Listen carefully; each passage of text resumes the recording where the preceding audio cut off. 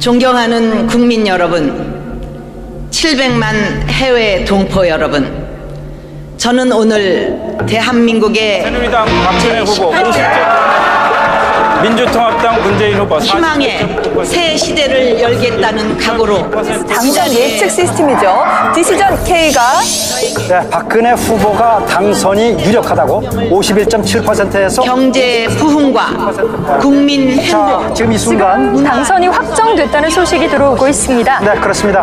박근혜 후보는 지금 이 시각 새 시대를 만들어 갑시다. 35표를 얻어서 네. 제18대 대통령으로 당선이 확정됐습니다.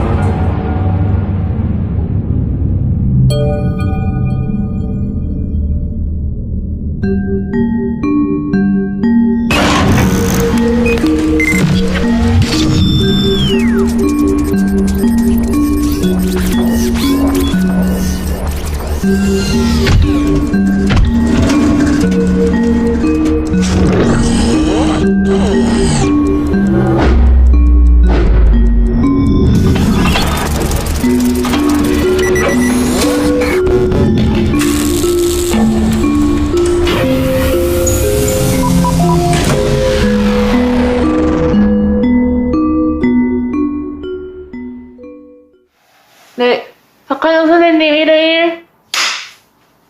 네, 저는 그 민족문제연구소 교육홍보실장으로 일하고 있는 박한용입니다. 예. 어느 역사적으로도 어느 선거나 특히 우리 그 나라 역사 선거에 보면 부정선거 시비가 끊어진 적이 거의 없었습니다. 그렇죠. 이승만, 박정희 때 어떤 선거가 아니라 그냥 권력이 동원돼서 그때 어떻게 그 야당 의원들이 당선됐는지 정말 그때는 올빼미표, 피아노표에다가 한참 개표하고 있는데 불이 나가요.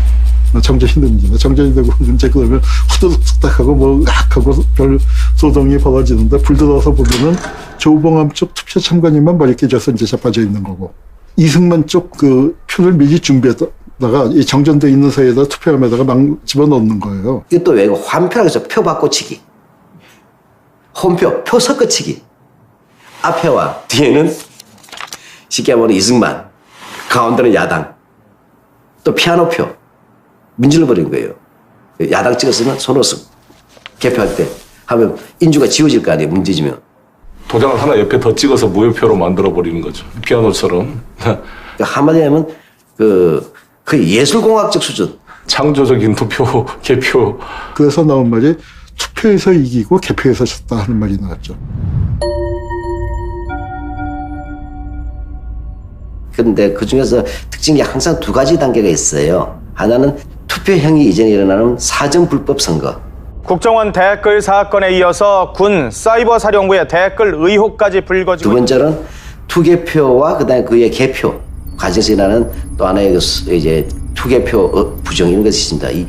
바로 2012년에 바로 이 두 가지가 다시 한번 21세기에 다시 등장해버린 거예요. 예, 저는 지금 법무법인 동안에서 사무장으로 일하고 있는 이정열이라고 합니다.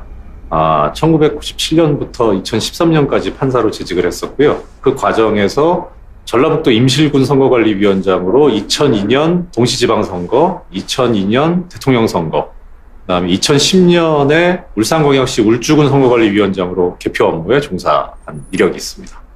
개표소의 그 시스템이 이제 일단 공인된 투표함이 그 각각 그 구시군 선관위의 관할하에 있는 개표소로 이동을 하게 됩니다. 투표함들이 어느 정도 모였을 때 위원장이 개함 선언을 합니다. 투표함이 도착해서 그 투표함을 개봉하고 투표용지를 정리하는 개함부가 있고요. 그리고 정리된 그 투표지들을 1차적으로 투표지 분류기라고 하는 기계를 사용해서 어느 후보에게 투표됐는지를 분류하는 투표지 분류기 운용부가 있습니다.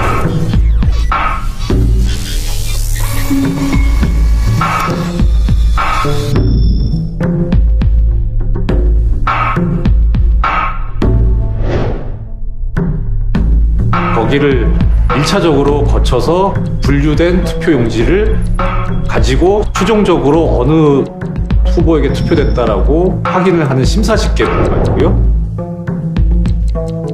심사집계부에서 개표 상황표를 작성하고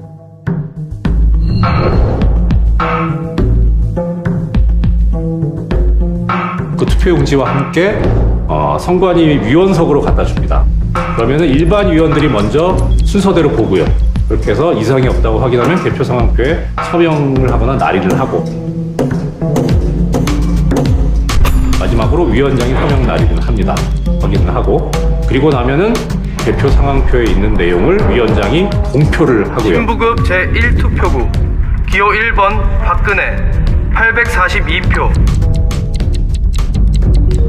그래서 공표된 내용을 선거관리위원회 직원이 송신장비를 이용해서 중앙선관위에 각 후보별 득표 내용을 송출하고 또 공표된 내용을 공고를 합니다.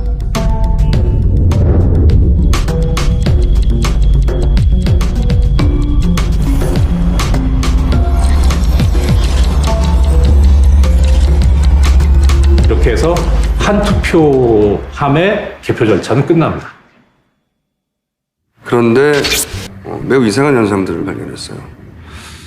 앞 순서가 완료되지 않으면 뒷 순서가 전개될 수 없는 게 당연하고 이 시간들은 다 기록되어 있습니다.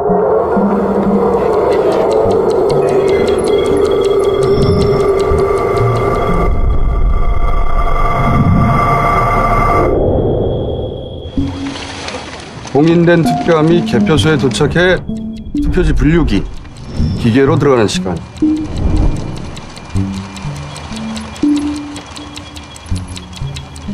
그 기계가 카운팅을 끝낸 시간.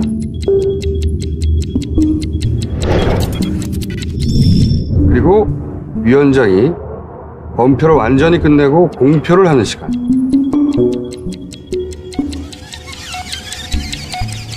그리고 그 공표된 득표수가 선관위 중앙 서버에 입력되고 방송국이 넘겨받는 시간까지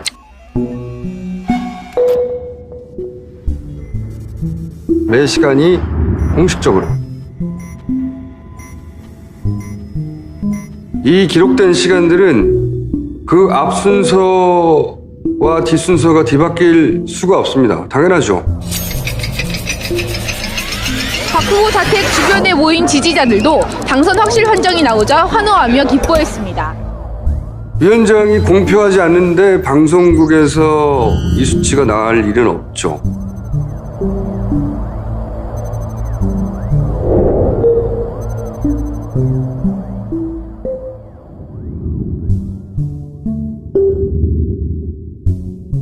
좀 더 나아가서는 기계가 돌아가고 있는 시간인데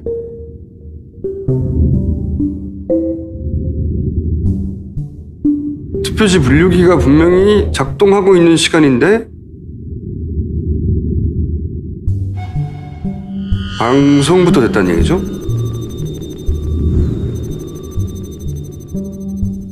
투표함이 개표장에 도착하지 않았는데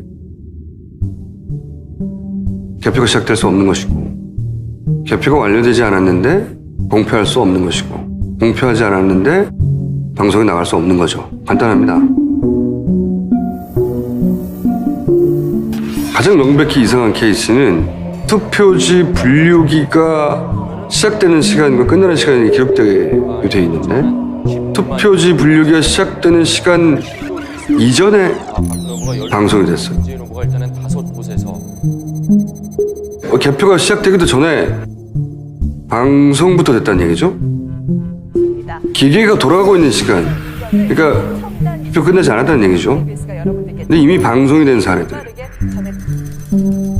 그리고 좀 덜 심각하지만 역시 이상한 케이스는 개표소에서 개표가 완료됐다고 공표하게 되는데 근데 그 공표 시간보다 먼저 방송이 된 사례들이 있고 당연히 사람이 하는 일은 시간이 걸립니다. 근데 공표와 방송 시간이 같은 케이스도 굉장히 많습니다. 더욱 극단적인 사례는 투표함이 도착하기 전에 개표기가 돌아간 것으로 추정되는 사례들. 이런 사례들을 다 합치면 13,500개 투표소 중에 대략 2,500개 정도의 사례들이 발견됩니다. 그러니까 16% 정도인데 달리 일반적인 논리로는 설명할 수 없다. 그거는 선관위 말대로 PC에 입력된 시간이 잘못됐을 수 있어요. 그런 일도 있을 수 있죠. 그런데 선관위에서 18대 대선 투표지 분류기 운영계획 유의사항 세 번째 항목을 보면 이 개표 상황표에 재허용 PC의 날짜, 시간이 인쇄되므로 휴대폰 등을 이용하여 반드시 현재 시각으로 설정해야 한다. 그런 규정이 나와요. 그런데 누군가의 실수라고 보기에는 전국적인 현상이고 규모가 크다.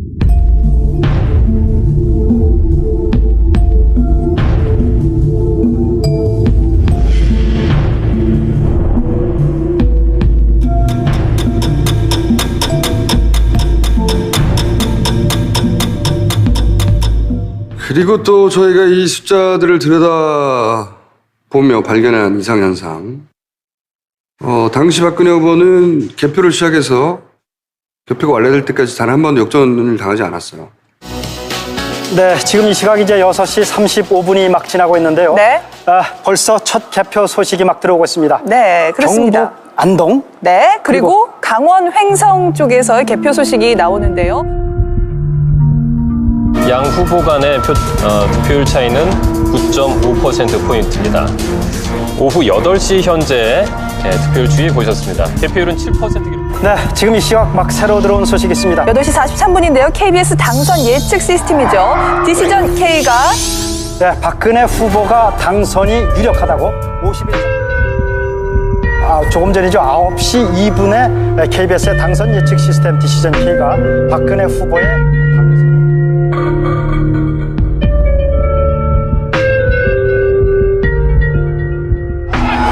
자, 지금 말씀드린 순간 삼성동 자택 앞에서 박근혜 후보가 지금 자택 밖의 모습을 드러냈습니다. 아주 환한 웃는 표정으로. 예, 이게 사실 겨우 30%밖에 안 뽑았는데 어떻게 이걸 가지고서 당선 유력이나 확실이냐 이렇게 얘기할 수 있느냐라고 이제 의문점이 드실 겁니다. 그런데 통계학적으로 보자면 그 데이터는 상당히 그래도 대표성이 있는 데이터라고 볼 여지가 있습니다. 그러니까 시간 순으로 누적을 하면 박근혜 후보는 항상 이깁니다. 그런데 거꾸로 한번 해봤어요. 개표가 완료된 시점부터 후보들의 표를 다시 누적해서 역순으로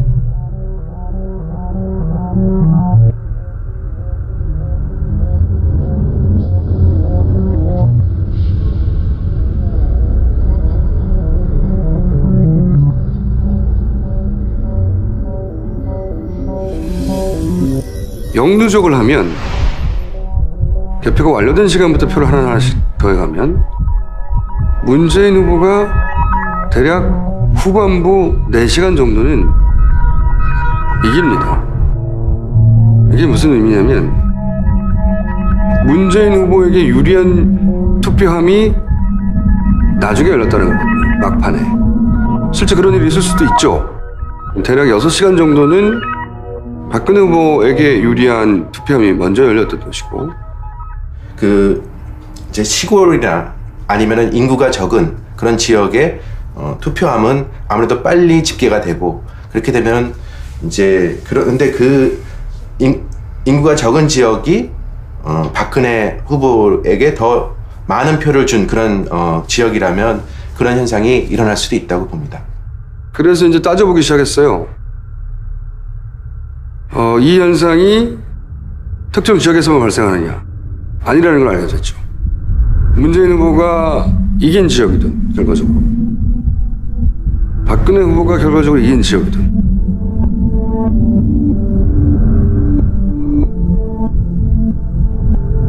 혹은 엎치락뒤치락 하던 지역이든 상관없이 문재인 후보에게 유리한 표는 막판에 열렸다고 해석될 수밖에 없는 현상. 전국 17개 광역시도 중 대구시를 제외하고는 이 현상은 전국적으로 일관되게 발생합니다. 전국적으로 발생합니다. 그러니까 모든 지역에서 문재인이 유리한 투표함은 나중에 열렸다. 문재인이 유리한 투표함인 줄 어떻게 알죠? 알 수 없어요. 개함하기 전에는. 이것은 철저한 보안 속에 관리되고 있으며 허락된 사람이 아니라면 시작조차 할 수 없습니다. 누군가 프로그램을 변경하였다면 바로 알 수 있으며 프로그램을 사용할 수 없습니다. 또한 네트워크가 연결되지 않아 외부의 조작은 불가능합니다. 이것은 분류를 위해 설계되었습니다. 그래서 어느 것 하나 놓치지 않고 기록할 수 있으며 정확하게 판단하고 빠르고 확실하게 분류할 수 있습니다. 개표의 기계를 쓰는 이유는 기계가 빠르고 정확하다는 믿음 때문이에요. 근데 문제는 기계가 정상적으로 결국 사람이 판독해낼 표를 너무 많이 미분류로 분류해낸다. 아주 간단하게 설명드리자면 분류표는 그 투표지 분류기가 어느 후보자에게 투표했다고 기계 자체가 인식해낸 투표지.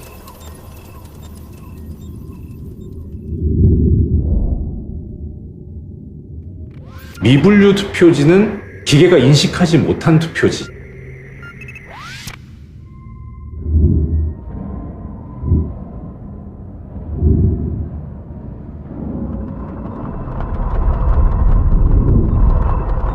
분류된 투표지 같은 경우에 100장이 되면 그걸 가지고 은행에서 그 지폐 쓸 때 쓰는 개수기 있지 않습니까? 거기다 넣고 셉니다. 이게 100장이 맞나.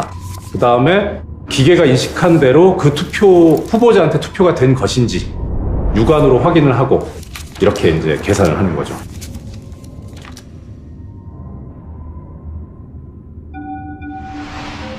미분류는 기계가 인식을 못한 경우인데 구분 선상에 투표한 경우, 복수의 후보에게 투표한 경우, 인주가 번진 경우, 기표 용구 외에 사용한 경우, 그리고 기계가 인식을 못한 정상적인 표가 있습니다.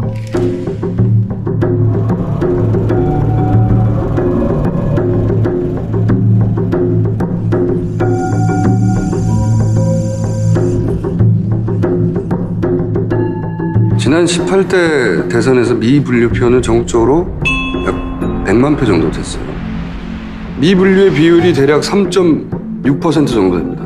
실제 최종적으로 무효표, 이 표는 무효라고 결정된 표의 비율은 0.3%밖에 안 돼요. 그런데 기계는 거기에 10배에 해당되는 숫자, 거의 숫자를 읽지 못하겠다고 토했거든요. 왜 이렇게 많은 표를 미분류로 토해내지? 투표하는데 100명 중 3명은 도장을 부주의하게 찍어서 손에 걸치게 한단 말인가? 너무 많은데? 근데 100명 중에 4명이나? 너무 많다. 기계를 믿어도 되는 건가? 기계를 믿는다기보다 그 전체적인 시스템을 믿는 편이에요. 예. 그리고 제가 선거관리위원장으로서 재직을 하고 해봤는데 100% 마음에 드는 것도 아니고 100% 원칙대로 되는 건 아니지만 이 정도는 용인 가능하지 않겠느냐. 예. 박근혜 후보를 찍은 표가 투표지 분류기로는 1083표로 되어 있습니다. 그런데 이 분류기에서 나온 표를 확인하라고 하는 그 심사집계부에서는 1169표로 늘어나요. 그런데 저희들이 확실한 것은 좌측에 나오는 그 숫자, 그건 분류의 숫자입니다. 사람이 오른쪽에 기재하는 게 문제가 있는 거예요.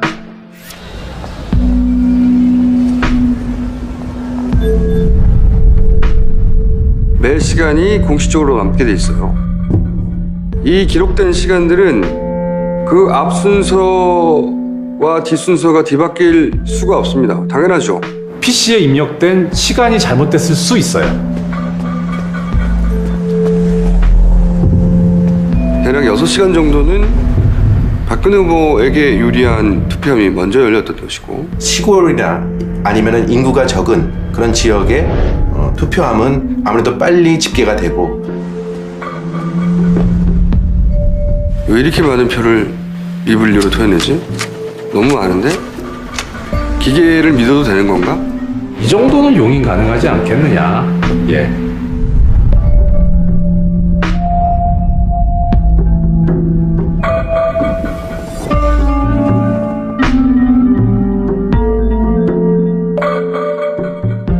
My name is Clint Curtis. I'm an attorney in Orlando. I was the programmer that wrote the original code that allowed for vote flipping.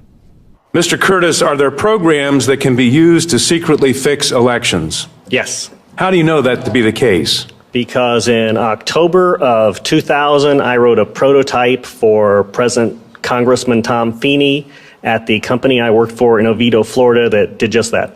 So essentially it was requested by the incoming Speaker of the Florida House, and I assumed that it was going to be used to stop any attempt at that. I put those together, and then I selected arbitrarily 5149 because everyone has within 1.5%, there's a recount. You just want to make it so you don't have the recount because the recount will catch you. And handed it off to them and said, here you go, and here's how you stop it. You have to make sure you have paper that's separate from this machine, and you have to make sure that you actually count the paper. And essentially, I was told, no, we're actually going to use this. So I reported it. No one seemed to care. I testified before Congress.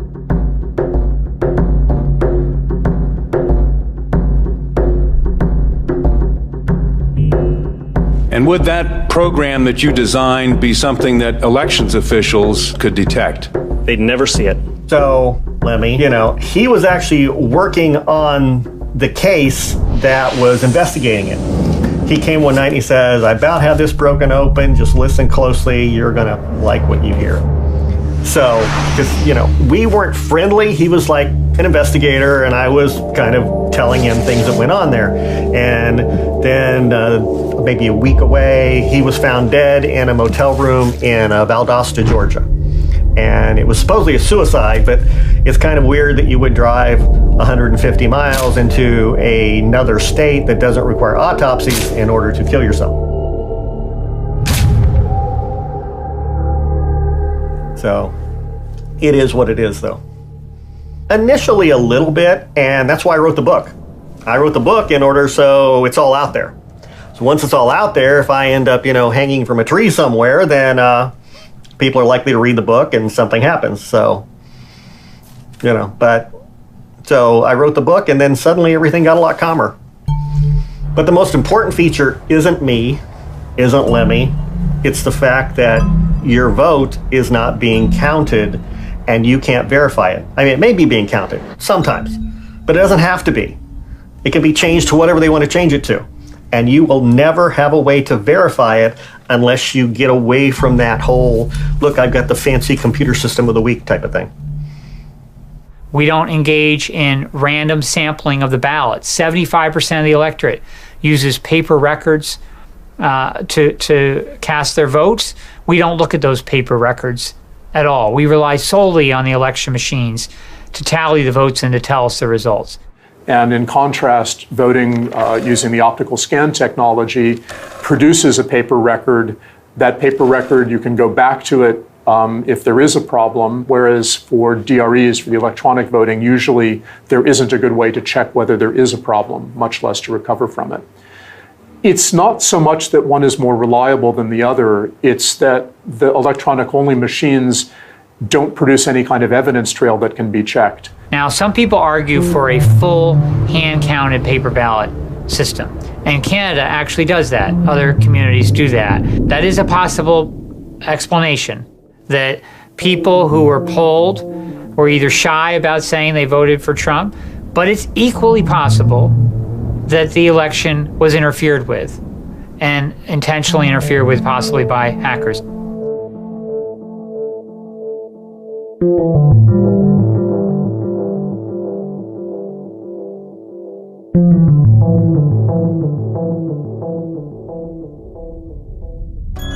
철저하고 정확하고 완벽해야만 하는 일.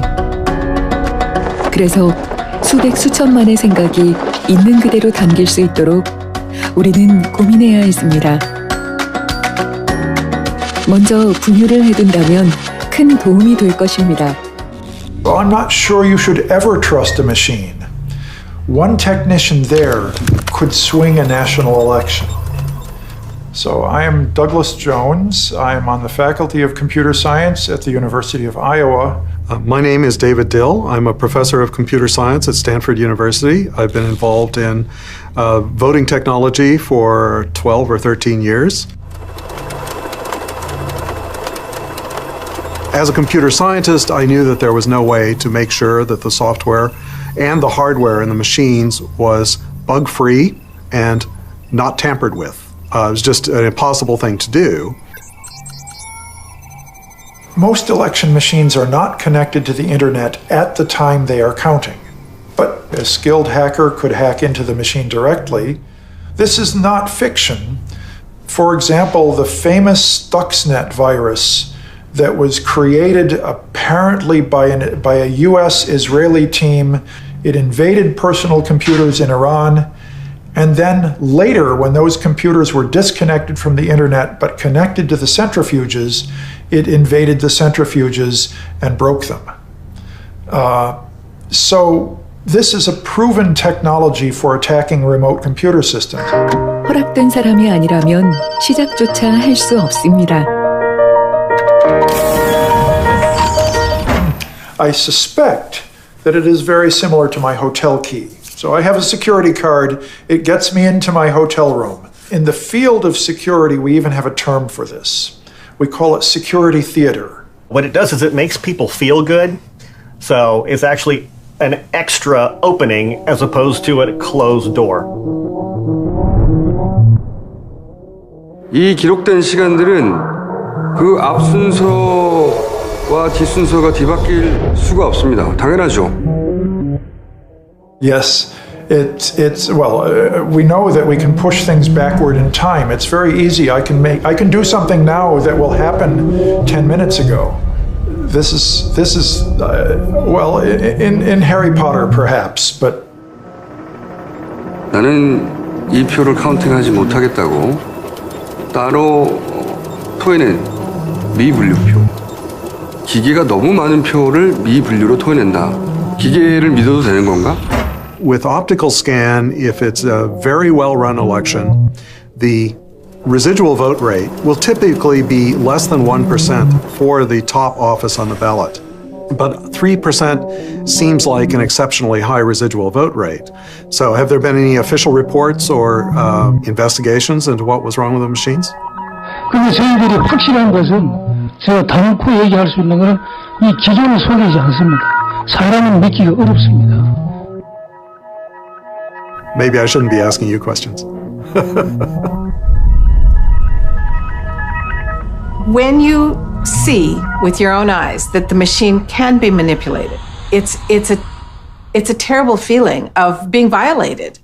My name is Bev Harris, and I'm a writer. Since 2002, I've been writing about electronic voting issues. So as I began looking into this, I thought, well, let me see if I can find some programmers who program this stuff. And during that, I accidentally stumbled upon the programs themselves.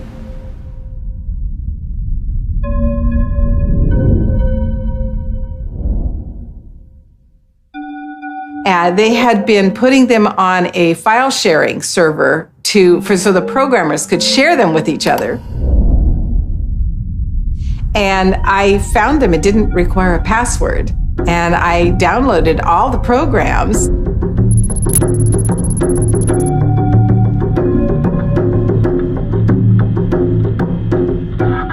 That's when we really started to find out how it all works. You know, we set up in 2006 to test a voting machine to see if we could tell the voting machine to produce incorrect results and if the election official would actually know.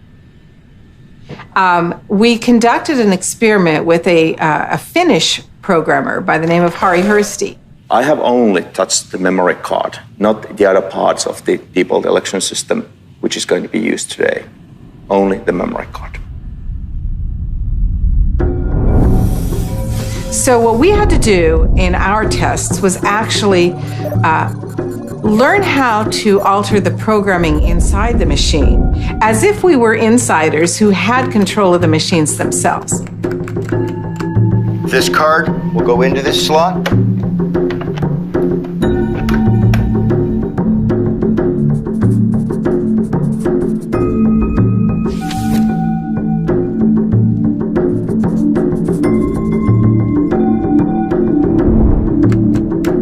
Two individuals, Hugh and Harry, will be voting yes. The rest of us will be voting no.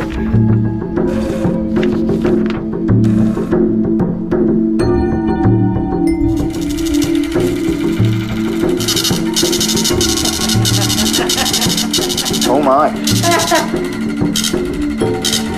7 people said it could be hacked. And we put through 6 and 2. 6 no's and 2 yes. Oh my gosh, do you know what this means?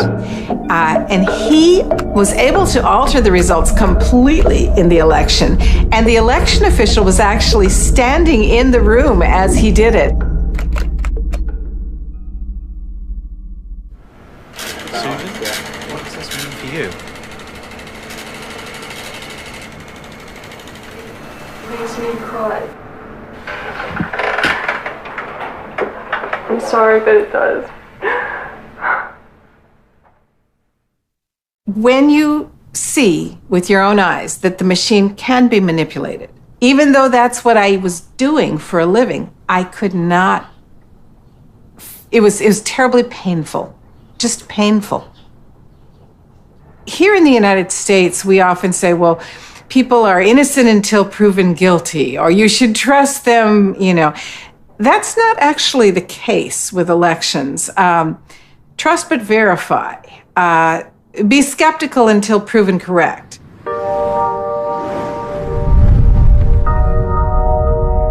As a computer security expert, we know how easy it is to program the computer so that it counts the votes dishonestly.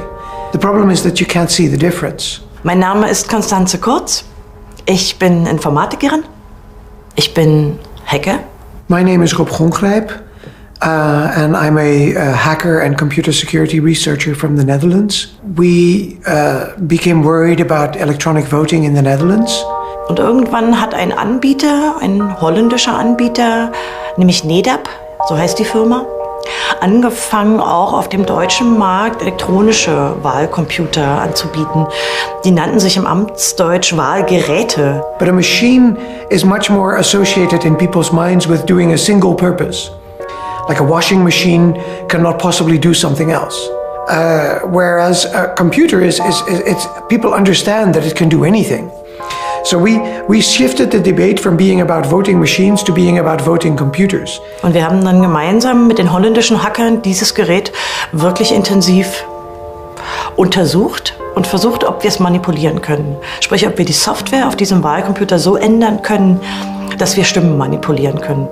The machines had a huge field of keys for all the candidates, because in Holland we have lots and lots and lots of candidates, hundreds. So we put a chessboard over it.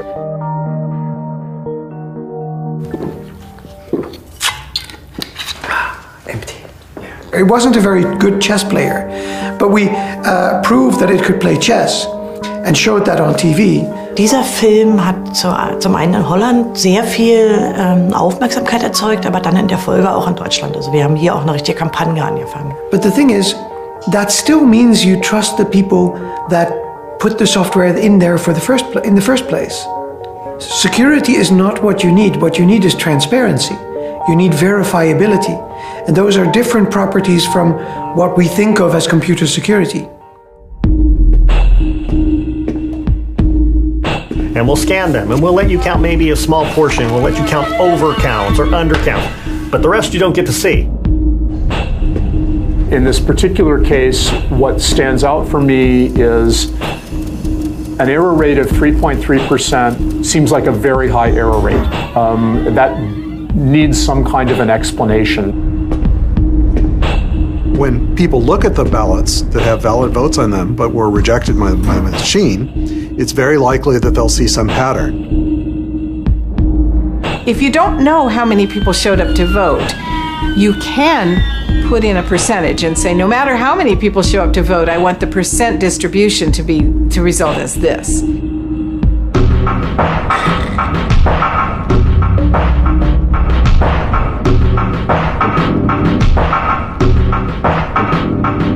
그래서 이렇게 미분류라고 되어 있는 칸에 착착착착 쌓입니다. 사실 우리나라 투표는 굉장히 단순해요. 2012년 대선이 끝나자마자 많은 사람들이 의혹 제기를 했었어요. 이제 이상한 점들을 찾아가기 시작했는데 굉장히 이례적인 점들이 많았어요. 특이한 현상들이. 그중에서 가장 이상하다고 생각했던 점은 뭐냐면 미분류표에서의 양 후보의 표차였어요. 각 후보별 총 득표수 계산은 다음과 같이 합니다. 우선 기표된 표는 투표지 분류기를 통과하는데 1차적으로 기계가 정상으로 카운팅한 분류표가 있고요. 여기에 정상표지만 기계가 인식을 못해서 미분류로 처리한 표가 있어요. 이 표는 심사집계부에서 수검표를 통해서 유효표가 됩니다. 총 득표수는 기계가 정상 분류한 표 플러스 미분류로 토해낸 표 중에 수검표를 통해서 정상표로 판독된 표 합쳐진 거죠. 기계가 나는 분류할 수 없다고 미분류로 토해낸 표에서 박근혜 문재인의 표차가 분류된 표에서의 양 후보의 표차에 비해서 너무 크다. 굉장히 특이했어요. 네, 안녕하세요. 전희경입니다. 저는 지금은 조지아 서던대에서 겸임교수를 하고 있습니다. 퀴즈입니다, 퀴즈. 미분류표의 일방적인 박근혜 자랑.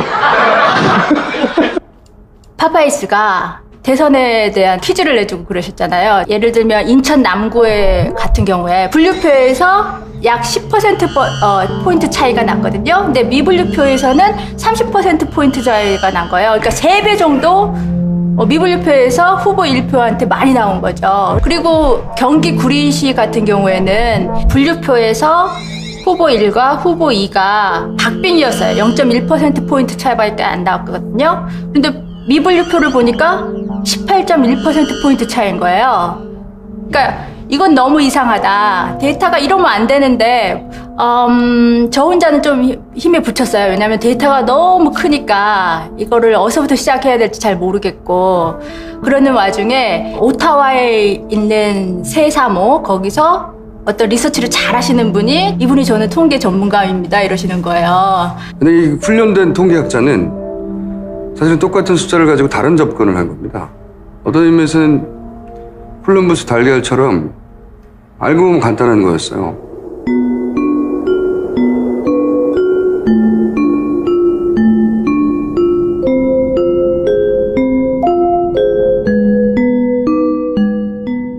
저는 여기 와서 통계를 공부했어요. 그래서 통계학에서 석사, 박사 여기서 공부했고 현재 퀸즈 유니버시티에서 애정트 프로페서로 있어요. 제가 처음으로 데이터를 받은 건요. 지난 4월이었어요. 근데 데이터를 주시는 분이 미분류와 분류표에 조금 이상한 차이가 있다. 거기까지 설명을 하시면서 데이터를 주셨어요. 근데 데이터를 보니까 후보 1은 분류표나 미분류표나 비슷한 퍼센트를 받았는데요. 근데 후보 2의 경우는 분류표에서 받은 거보다 한 10%에서 15% 덜 미분류표에서 나온 거예요. 그래서 이미 빼기는 하신 거죠. 그렇죠? 후보 둘 사이의 차이를 빼기로 보셨으니까.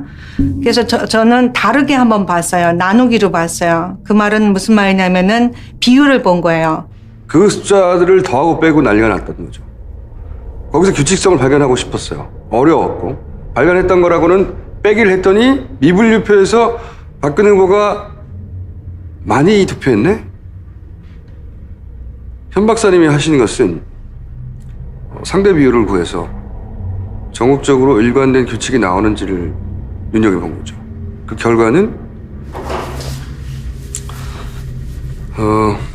결과는 충격적이었어요. 사람에 있어서 키가 큰 사람이 몸무게가 당연히 많아야 되겠죠. 그리고 키가 작은 사람은 몸무게가 작아야 되고. 그런데 몸무게 따로 키 따로 생각하려면 우리가 복잡하니까 BMI라는 그 인덱스가 있잖아요. 그러니까 어떤 사람이 키는 180인데 몸무게가 50이다. 그랬을 경우에는 몸무게를 키로 나눠버리면은 거기서 비율이 보여요. 그러면 그 비율을 가지고 이 사람 조금 뚱뚱해 아니면 정상이야라고, 그게 이제 BMI의 아이디어이기도 하거든요. 그래서 제가 도시 간의 차이를 안 보기 위해서 비율을 본 거였어요. 그러니까 분류표에서 후보 1과 후보 2의 득표율, 그 다음에 미분류표에서 후보 1과 후보 2의 득표율. 근데 이 네 가지 숫자를 따로따로 하려면 저도 잘 모르거든요, 그 특징을. 그래서 제가 그거를 나누기를 3번 한 거예요.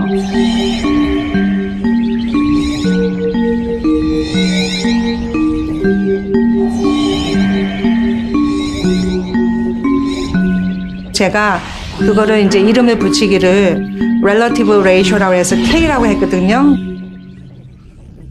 근데 상식적으로 생각하자면 미분류에서 나온 후보들의 비율과 분류표에서 나온 후보들의 비율이 같아야만 돼요. 예를 들자면 스캐너는 굉장히 빠른 카드 리더기거든요. 그러니까 어떤 플로우가 있어요. 그래서 제가 물을 생각을 해봤는데요. 어떤 그 컨테이너가 있다고 생각을 해요. 그러면 그 컨테이너에 물을 집어넣고 그 속에다가 빨갛고 파랗고 입자를, 아주 작은 입자를 집어넣은 거예요. 근데 그 컨테이너에 우리가 의도적으로 빠져나올 수 있는 출구를 2개를 만들어 놨어요. 근데 한 출구는 96 사이즈고요. 다른 출구는 쬐끄만 사이즈 4가 되는 그 차이를 만들어 놓은 거예요. 그러니까 당연히 물이 그 컨테이너에 들어있으면은 출구가 넓은 쪽으로 많이 빠져나가겠죠. 그렇지만 전부 다 한 출구로 나가는 것이 아니라 조그만 출구라도 그쪽으로 나갈 수가 있잖아요. 그러면 일단 물이 다 빠져나왔어요. 그러면 우리가 큰 출구에서 나온 거에서 빨간 거하고 파란 거의 비율을 보고 작은 거에서 나온 그 물에서 파란 거하고 빨간 거의 그 비율을 보는 거예요. 그렇다면은 임의로 큰 출구로 가거나 작은 출구로 빠지는 거니까 어느 출구로 나왔건 빨간 거와 파란 거의 비율은 1이 될 수밖에 없죠.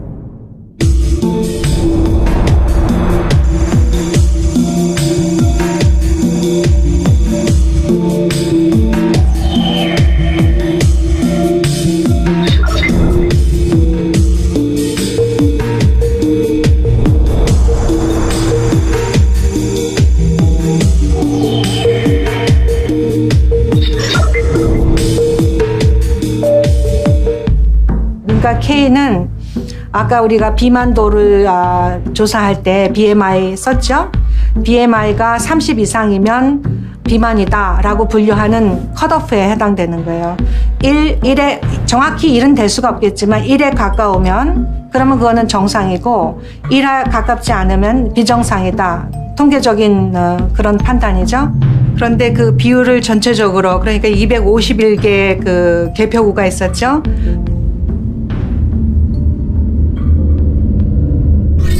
보니까 1.5라는 숫자로 모이더라고요. 눈으로도 알 수가 있었어요.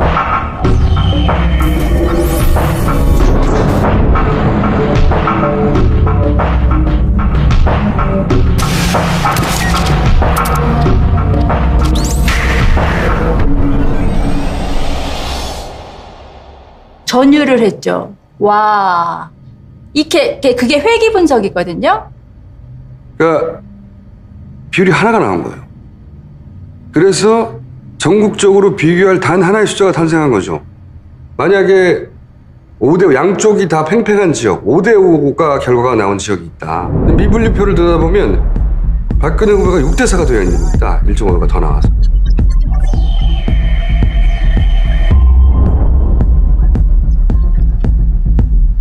예를 들어서 박근혜 후보가 70대 30으로 이긴 지역을 봅시다. 미분류는 어떻게 나오냐? 78대 22로 박근혜 후보가 더 나오는 거죠.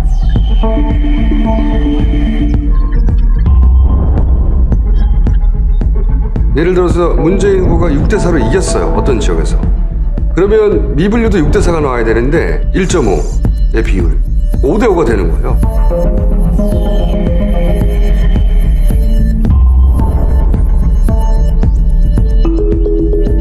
이 말은 작은 구멍에서는 큰 구멍에서의 빨간 구슬, 파란 구슬 비율에 비해 빨간 구슬이 항상 더 많이 나온다는 거죠. 항상.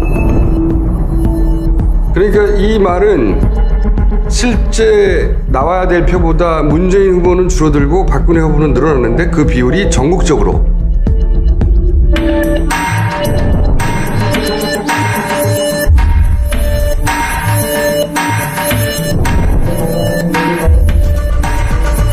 지역과 무관하고 계층과 무관하고 정치 성향과 무관하고 나이와도 무관하고 그 어떤 기준과도 무관하게 전국적으로 모든 개표소에서 단 하나의 숫자 1.5로 수렴되는 비율로 이루어졌다.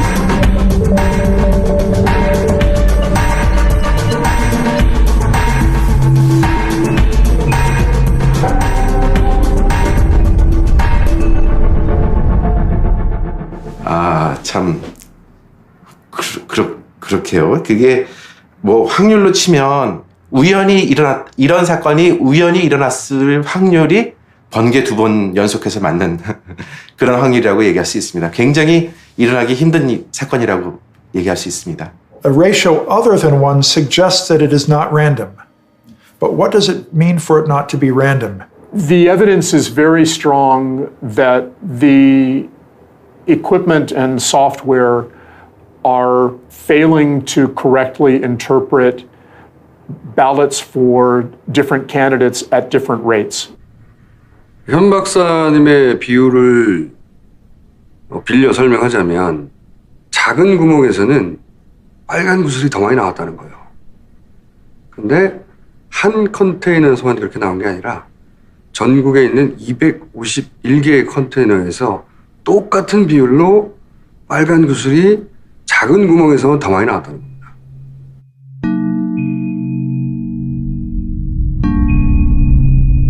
그럼 251개가 어떤 모습을 갖고 있더냐, 그건 저도 궁금했거든요. 근데 그 251개가 예를 들어서 특별한 패턴이 없다라고 하면은 그냥 흩어져 있어야 돼요. 흩어져 있어야 되는데 요거는 1.5를 중심으로 1.5가 해당하는 부분은 훨씬 많은 선거구가 있고 1.5보다 아주 큰 거 2.17까지 나왔거든요. 2.27인 건 선거구가 하나밖에 없죠. 그 다음에 제일 작은 K값이 0.97이었거든요. 0.97도 하나였고. 그러니까 1.5를 중심으로 해서 이게 모아져 있는 그 정규 분포인데, 근데 여기에서 중심이 1.5였던 것이 정상이다. 제가 상상하는 정상이다. 그러니까 각 후보한테 똑같이 미분류로 나갔다라고 가정했을 때는 얘는 그대로 1로 왼쪽으로 이동만 하면 돼요. 그 다음에 이제 이렇게 퍼져 있는 정도는 이거랑 비슷하지 않을까. 그래서 18대 대선에서 1.5가 나왔으니까 저도 맨 처음에 이게 정상인가 비정상인가 궁금했어요. 그래서 그 다음에 이제 제가 부탁한 게 뭐냐면은 그럼 17대, 16대 선거에서는 어땠냐고 질문을 했어요. 그러면 그 데이터도 달라 그랬더니 3개만 달랑 주시더라고요.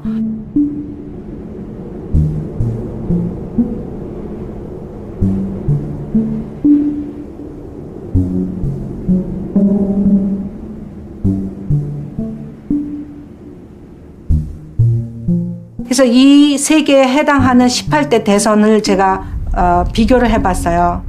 근데 어떻게 나왔냐면은 16대, 17대 세 선거구에서는 K값이 1.02, 1.04, 1.04 1에 가깝죠. 오케이, 그러면 여기에는 문제가 없었다. 비정상이지 않다. 해피했죠. 그렇게 보이니까.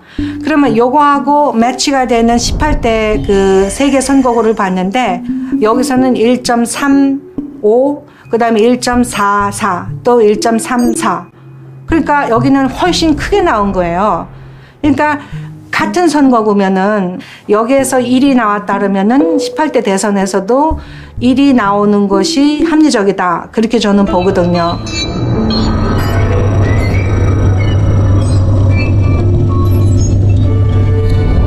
이상하다 하는 정황이 하나의 숫자로 팩트가 되는 겁니다.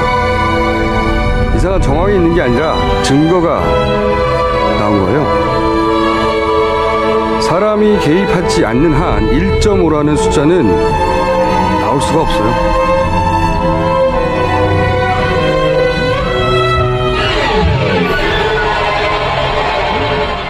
(1.5를) 발견을 했어요. 그리고 이거는 조금 정상이 아니다.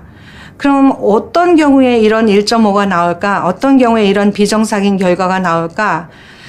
근데 이제 이거는 그래서 제가 이제 이 말씀 드리기 전에 강조할 부분은 모델 1.5가 나올 수 있는 방법은 아마 한 가지가 아니라 여러 가지 방법이 있을 거예요. 그 중에서 한 가지를 제가 시나리오로 잡았고 그걸 중심으로 시뮬레이션을 했다. 그럼 제가 이해한 그 개표 과정은 일단 투표지가 들어오면 전자개표기가 읽어가면서 후보별로 이렇게 분류를 보내요. 그거는 분류표죠. 그 다음에 미분류표로 못 읽겠다고 해서 보내잖아요. 근데 우리가 발견한 게 뭐냐면 미분류표에서 후보 1이 후보 2보다 1.5배 더 나온 거예요. 그러니까 결국 분류로 가거나 미분류로 가는 거는 누가 했냐면은 전자개표기가 했죠. 그러니까 걔가 범인이에요. 제 생각에는. 이건 정말 제 생각이에요. 걔가 범인이니까 이 범인을 중심으로 제가 프로그램을 했어요. 어떻게 했냐면은 똘똘한 전자개표기인데 프로그램에 의해서 후보 1의 표나 후보 2의 표를 어떨 때는 직접 보내주고 어떨 때는 의도적으로 미분류로 보내는 거예요. 그러면 그게 어떻게 가능하느냐? 투표지 분류기는 후보 1의 그 표를 읽었을 때 순간적으로 확률을 계산을 해요. 쉽게 생각하면은 동전 생각하시면 돼요. 그 동전 하시면은 생각나는 게 앞하고 뒤잖아요. 근데 그 배트맨에 나오는 동전 아세요? 조커가 던지면은 항상 앞인가만 나왔죠.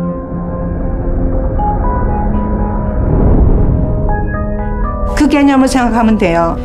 그러니까 후보 1의 표를 받았을 때 80%의 그 무게중심이 잡힌 코인을 던지는 거예요. 그러면은 앞이 나올 확률은 80%고 뒤가 나올 확률은 20%가 되는 동전이죠. 그래서 기계가 순간적으로 동전을 탁 던져서 앞이 나왔으면 후보 1한테 제대로 분류가 가는 거고, 동전을 던졌는데 뒤가 나왔다 그러면 이 표는 후보 1의 표인 거 알면서도 미분류로 가는 거죠. 그렇다는 얘기는 기계가 정상으로 판독했을 수도 있는 표가 분류표에서 카운팅되지 않고 미분류에서 카운팅이 됐다는 겁니다. 다시 설명을 하면 전체 득표는 처음부터 정상으로 분류된 표 더하기 미분류에서 정상으로 판정된 표, 이 두 가지를 합친 거거든요. 그렇다는 얘기는 분류에서 카운팅 될 게 미분류에서 카운팅 됐을 뿐이지 그 합은 똑같아요.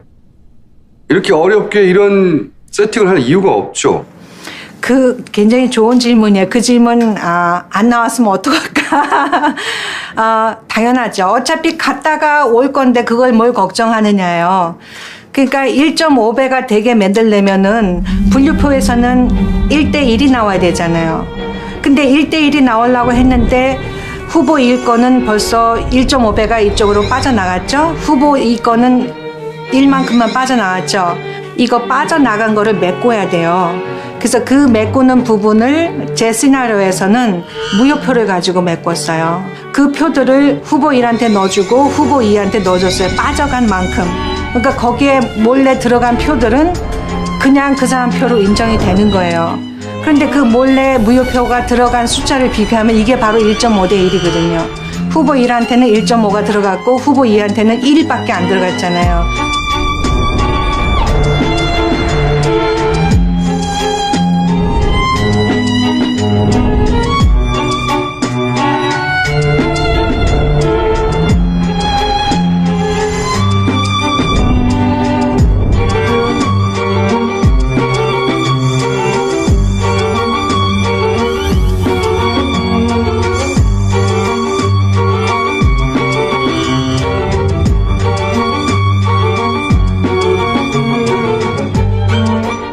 분류표가 들어가는 그 비율이 거기서 1.5대 1이 나오는 거죠. 그래서 그거는 후보 1한테 유리한.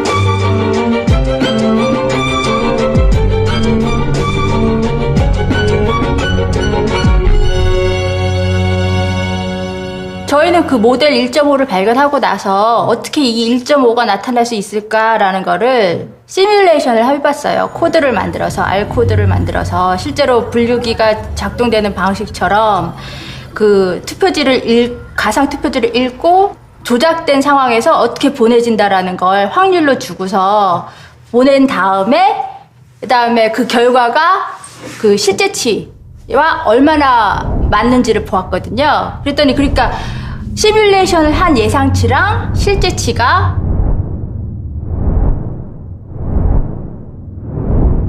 거의 같은 거예요. 그러니까 인위적으로 조작을 한 값이 예상치가 97% 설명을 하는 거예요, 실제치를. 이 설명은 정상적으로 분류 헬사에 마땅한 표를 미분류로 밀어내서 1.5배가 더 많게 카운팅이 되게 했다의 설명입니다. 그리고 1.5배로 빼어내서 부족한 분을 채웠다는 설명이죠. 근데 만약에 이게 가능하다면 1.5 빠져나간 만큼만 채울 이유가 없죠. 이게 가능하다면 부족분을 채우고 원하는 만큼 더 채울 수도 있는 거예요. 기계 바로 다음 순서에 있는 심사 집계부만 무사 통과한다면. 자, 방금 그 안 쉬셨죠? 개수기만 돌리는 게 아니라 손으로 쉬셨는지. 수개표라는 게 손으로 쉬는 거고 개수기 돌리는 건 수개표가 아니에요. 속도도 굉장히 빠른데다가 눈으로 보기 좀 불편할 정도로 너무 빨라서 그게 정확하게 거기 찍혀 있는지 뭐 보기가 어렵더라고요. 그래서 저희가 조정을 해달라고 요청을 했는데 그런 것도 받아들여지지 않았고요. 100도 없어요, 사실은. 처음에 이제 저희가 지역마다 시연하려고 하는 저희가 보여드린 거고요. 100은 시연? 네, 시연용으로 만들어 놓은 거고 사실로 한 거는 200, 250, 300 이렇게 세 가지예요. 그러면 그 다발에서는 도장 찍힌 위치가 일정해야죠. 그래서 이렇게 보고 있는데 도장 찍힌 위치가 튀는 거예요. 옆으로 이렇게. 그러면 이거는 섞여 있다는 얘기가 되는 거죠. 새누리당 표와 민주당 표가 섞인 다발이 발견되었습니다. 분명히 이제 1번으로 도장을 찍었는데 2번에 들어갔다든지 2번에 도장을 찍었는데 1번에 들어갔다든지 그런 게 굉장히 많이 있었고 저 기계 믿으시면 안 돼요. 손으로 일일이 굉장히 확인을 잘 하셔야 됩니다라고 굉장히 얘기를 하면서 다녔거든요. 근데 기계가 뭐 제대로 했겠지 라고 믿고 있었고 그다음에 이쪽에 기계에서 또 하는 사람들은 뭐 다음에 다 수작업으로 확인을 할 텐데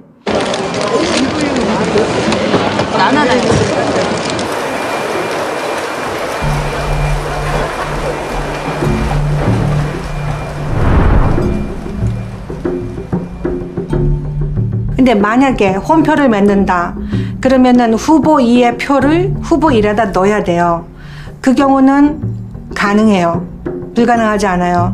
그 경우에는 선거에서 후보 2가 이길 수 있었는데 후보 1이 이기게 되는 결과를 만들 수 있죠.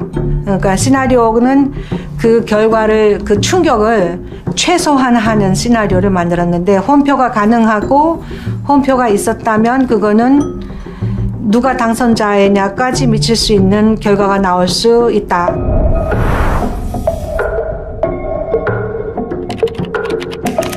R-스퀘어가 0.98이라는 얘기는 시그널과 노이즈라고 분해를 할 때 시그널이 차지하는 게 98%라는 얘기거든요. 그러니까 거의 다 설명해 준다는 얘기죠. 251개 선거구에서 이제 똑같이 그냥 작동을 해가지고 오류로 나타난 결과라면 이렇게 나오면 안 되는 거거든요. 중앙에서 센트럴리 통제를 했기 때문에 나온 결과거든요. 지역과 무관하고 계층과 무관하고 정치 성향과 무관하고 나이와 무관하고 어떤 것과도 무관하게 이 1.5라는 숫자는 절대 저절로 발생할 수 없는 수치고 그것이 명백한 만큼 증거가 나온 거죠.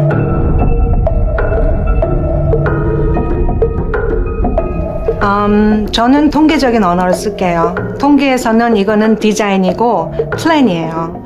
그러니까 1.5가 우연하게 자연스럽게 정상적으로 나왔다라고는 볼 수가 없어요. 제 입장에서는. 그리고 그 리그레이션 모델링에 의해서 1.5가 나왔는데 이거는 시스테마틱하다는 얘기고 이거는 플랜이 없이는 될 수 없다는 얘기거든요. 저는 제가 무엇을 의미하는지는 이미 다 말했다고 보거든요. 그 다음에 논문이나 보고서를 읽어보신 후에 읽으신 분들이 독자적으로 판단하시면 될 것 같아요.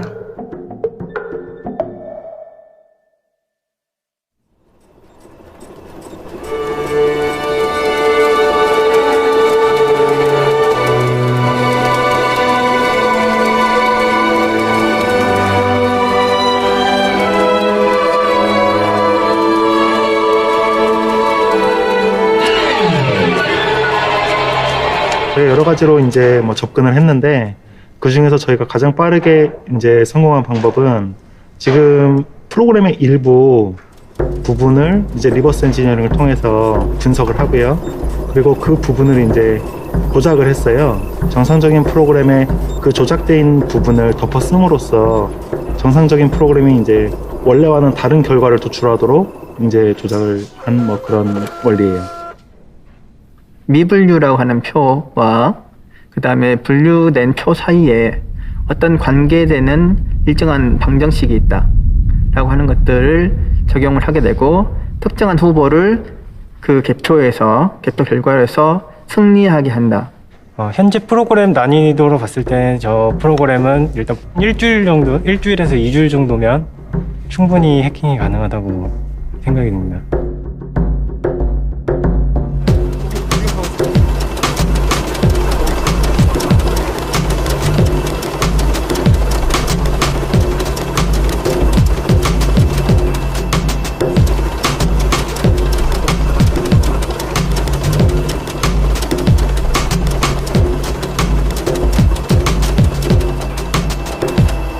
참관님들 하셨죠? 예전에. 그래서 뭐 기계 돌아가는 거 많이 보셨죠? 네네네. 처음 보세요? 네. 예, 내 지역구는 내가 지킨다. 시민의 눈 대표자이자 김상호입니다.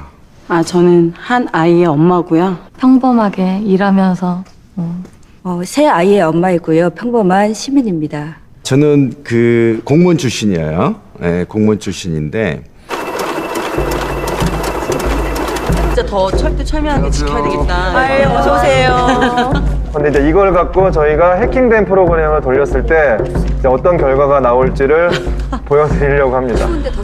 화면을 보시면 저희가 보여드릴게요. 지금 원래 조작되지 않은 프로그램은 별 차이가 없어요. 구분이 안 돼요. 조작된 프로그램이랑 조작되지 않은 프로그램은 차이가 없고 저 세 가지 만들어 놓은 프로그램을 갖고 원래 프로그램에 이식을 하면 이제 그 기계가 조작되는데 당연히 이제 뭐 됐나요? 네, 됐어요. 네, 이거 클릭 하나 된 거예요. 저거 지금 제가 해킹한 프로그램 용량 자체는 사실 다 해봐야 한 200-300kb밖에 안 될 거예요. 아무리 네트워크가 안 된다 한들 그냥 USB 한 번만 꼽고 나서 그냥 그 300kb가 훅 하고 지나가고 그냥 빼도 되는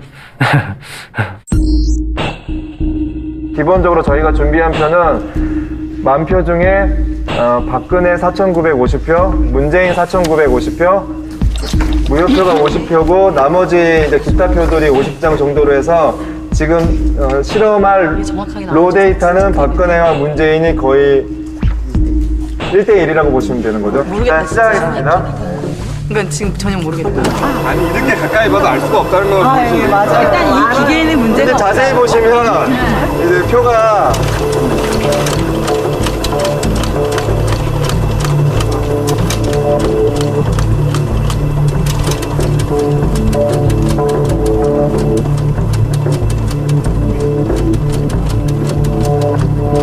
박근혜하고 문재인이 5대5면 미분류도 5대5로 나가야 되잖아. 왜냐면 랜덤이거든요, 미분류는. 특별히 박근혜한테 유리하거나 불리한 게 아니라 똑같은 기준으로 했을 거 아니야. 그럼 그 기준으로는 여기도 5대5가 나와야 되잖아요. 근데 박근혜 표가 더 많이 나오는 거야, 훨씬. 박근혜 표가 훨씬 더 많이 나왔다고 일부러 보냈다는 거잖아. 가장 심각한 문제는 홈표예요. 그러니까 박근혜 표에 엉뚱한 애들이 100장당 한 장만 들어가도 안 보여요.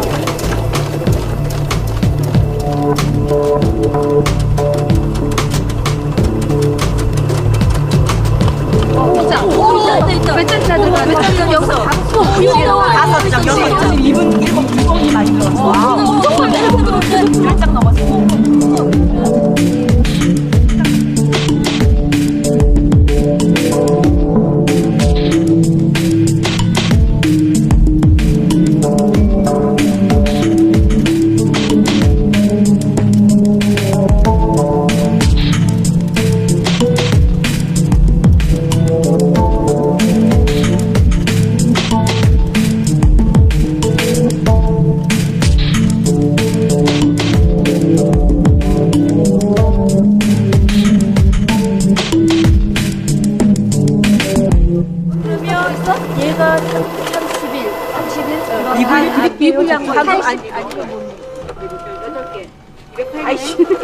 박근혜 미분류표 합계 불러주세요. 208. 박근혜 208, 무효표 69, 문재인 몇 표? 134. 개표 상황표 결과를 말씀드리겠습니다. 박근혜 5,167표, 문재인 4,738표로 박근혜 51.67%, 문재인 47.38%로 아니 이상한 결과. 아니 말도 안 돼. 이게 말이 이 실험이 너무 교묘하게 진짜. 그러니까 아니, 어떠한 숫자를 넣어도 결과는 51.6 대 47로 나온다는 거예요. 그러면 지금 크로스가 굉장히 심각한 겁니다. 이게 지금 이 데이터 아닙니까? 그렇죠. 이 데이터가 분류하는데 이 분류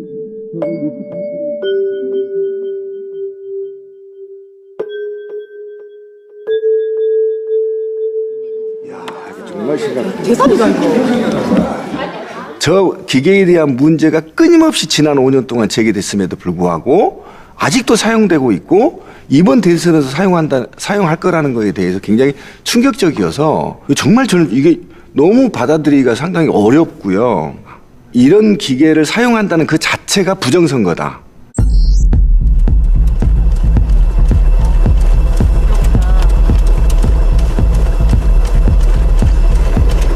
자, 두 번째 실험이 시작됐고요. 이번에는 문재인한테 5,200표를 넣었고요. 박근혜한테 4,700표를 넣었는데 이제 결과가 어떻게 나오는지를 보는 실험입니다.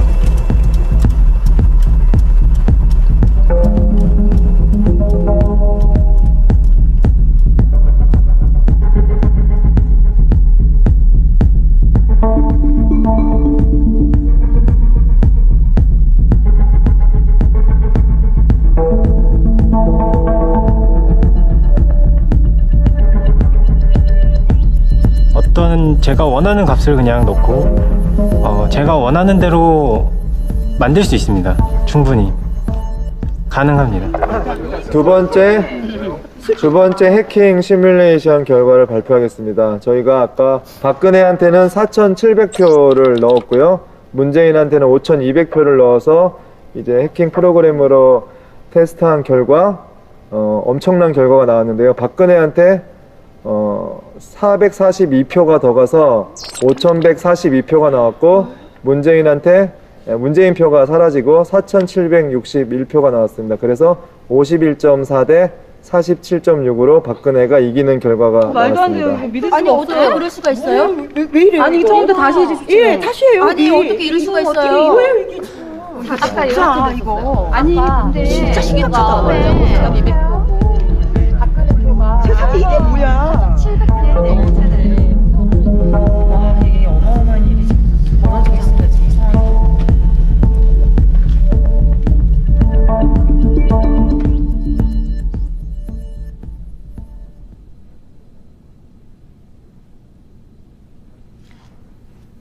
너무 소름이 끼쳤고요. 제가 시민의 눈에서 활동하게 된 게 우리가 다시 할게요. 제 눈에 안 보이는 거잖아요. 기계가 오류가 없다고 해도 프로그램이 그렇게 돼버리면 제가 어떻게 참관인으로서 어떻게 그걸 잡아낼 수 있겠어요. 그런 점에서 좀 소름 돋고.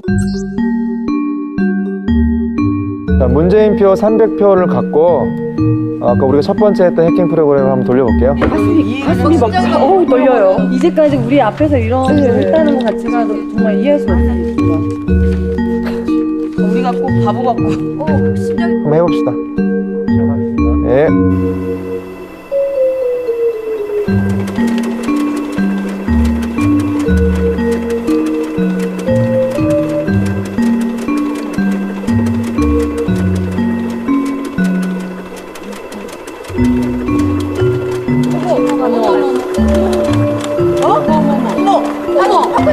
이거 진짜 말도 안 돼. 어떻게 이런 일이 벌어지냐고요. 이거는 아니 문재인인데 어떻게 다 박근혜로 지금 가고 있어. 아니 어떻게 이렇게 저쪽으로 갈 수 있어? 뒤로 가만 지금 이름이 다른데 어떻게 되는 거야? 반 이상이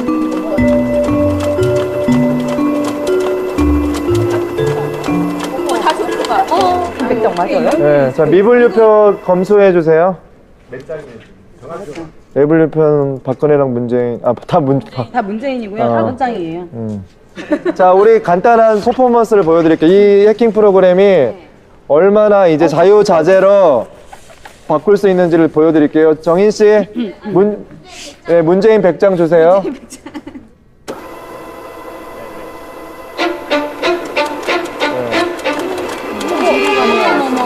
아니 어떻게 저쪽으로 갈 수 있어? 뒤로 가만 지금 이름이 다른데 어떻게 되는 거야? 과연 저 투표 분류기가 잘 작동되고 있는지, 숫자는 맞는지, 어디서부터 어디까지 이거를 문제를 풀어야 되고 또 이거를 믿어야 될지도 모르겠어요. 솔직히 말하면. 그리고 너무 무서워요. 선거는 민주주의 꽃인데 중립적인 위치에 있어야 될 사람들이 갑자기 울컥하네. 그 민주주의에 있어야 될 사람들이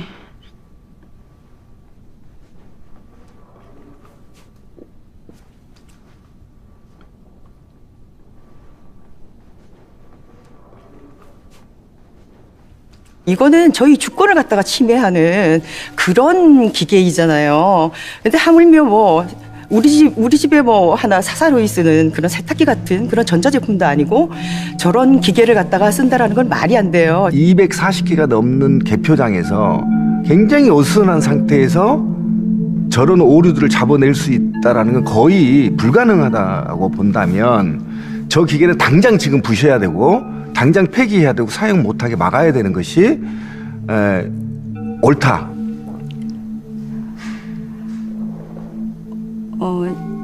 그러니까 참관하면서 내 표를 내가 스스로 지킬 수 있다고 생각했어요. 우리가 지킬 수 있다고 생각했지만 오늘 이 해킹 시연 장면을 보면서 오히려 무기력감이 생기고 우리가 아무리 매의 눈으로 지킨다고 해도 저게 과연 지켜질 수 있을까? 과연 우리가 뭔가를 할 수 있을까? 저걸 막아낼 수 있을까? 너무 두려워요.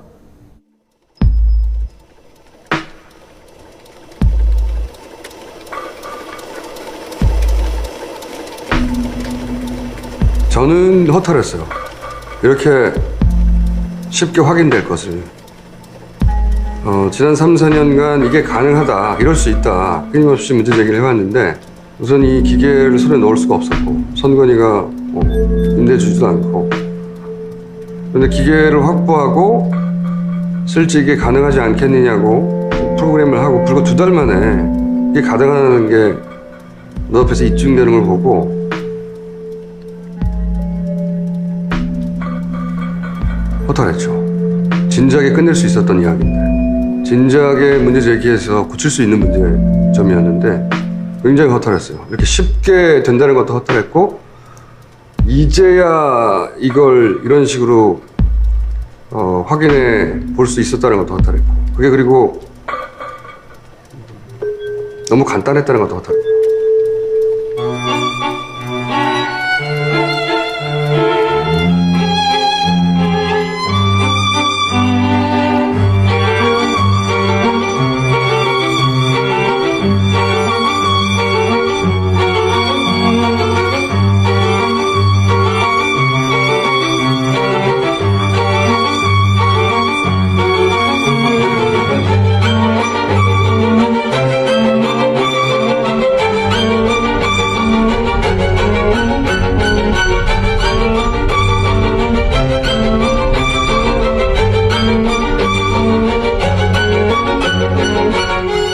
예, 저는 시사저널에서 근무하고 있는 조혜수 기자라고 합니다.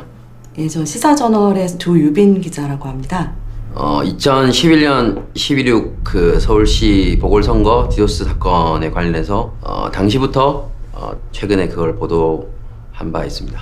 네, 저는 지금 보안 업체에서 일을 하고 있는 최영남이고요. 지금 현재 해커로 활동하고 있는 보안 담당자입니다. 이 제보자의 말대로 하자면 본인 팀 그리고 이제 진주팀 깡아무개 대표가 운영하는 진주팀 그 외에도 한 두서너 팀이 서울시장 보궐선거 디도스 공격이 들어갔습니다. 정확하게 말하면 사이버 테러 공격이겠죠. 근데 그분 하신 말씀은 이제 박원순 당시 후보의 원순닷컴은 디도스 공격이 맞고 송관이에 가해진 공격은 디도스 공격 외에 플러스 알파 공격이 있었다.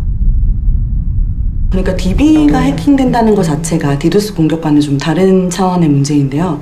마치 그 부분에 해킹이 된다는 것은 선관위 서버를 관리하는 관리자의 지위를 갖게 된다는 것과 같다고 합니다. 그러면 사실상 선관위 디도스 때 그때 당시 이미 선거관리위원회에서 가지고 있었던 각종 투표 시스템들 그리고 그 개표 상황을 저장하고 있는 데이터베이스들 이런 부분들에 대한 시스템 구조를 이미 다 파악했을 거라고 봅니다. 이거는 그냥 단순하게 제 개인적인 사견이 아니고요. 이 SQL 인젝션에 대해서 조금의 이해라도 있는 사람이라면 이런 추정은 충분히 가능한 거죠.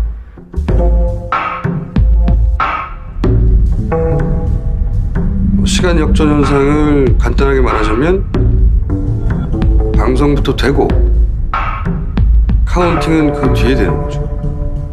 현재 개표가 되지도 않은 개표소의 상황이 먼저 표출이 됐다고 하는 건 결국에는 미리 정해진 데이터가 데이터베이스 안에 삽입이 돼 있었다. 결과를 정해놓고 그 정해진 결과에 따라서 데이터베이스를 미리 만들어 놓고 그 만들어진 데이터베이스를 들이부었다. 이렇게 볼 수도 있는 겁니다. 네, 근데 그거보다 또 좀 더 충격적인 것은 이 제보자의 말대로 하자면 선관위 디도스 공격은 연습 게임이었고 2012년 총선, 나아가서는 대선이 본 타겟이었다고 얘기를 하시더라고요. 더 나아가서는 어떤 선거든 이런 사이버 테러를 감행하는 팀들이 존재하고 또 그 팀들에 의해서 실제로 공격이 진행될 수 있다. 진행되고 있다라고 얘기를 하셨습니다. 네.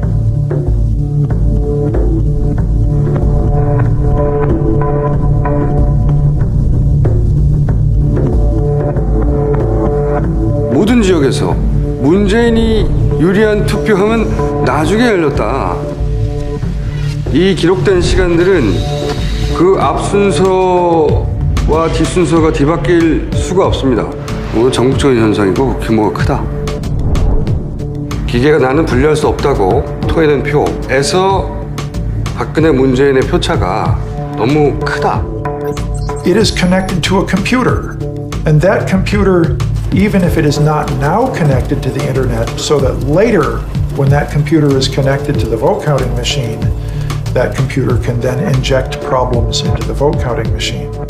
So for example, the worst kinds of attacks against many systems are insider attacks. So suppose a corrupt programmer puts something in the program that's very difficult to find that changes a few votes.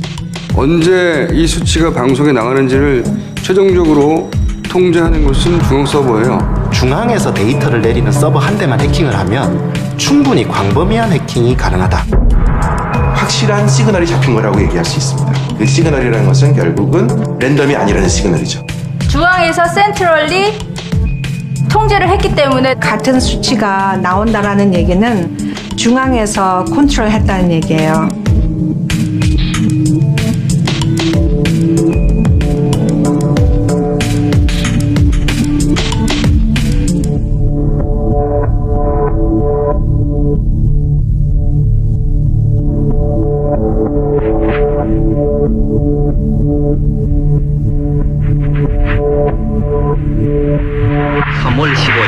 역사적인 우리나라 제4대 대통령과 제5대 부통령 선거가 시행되었습니다.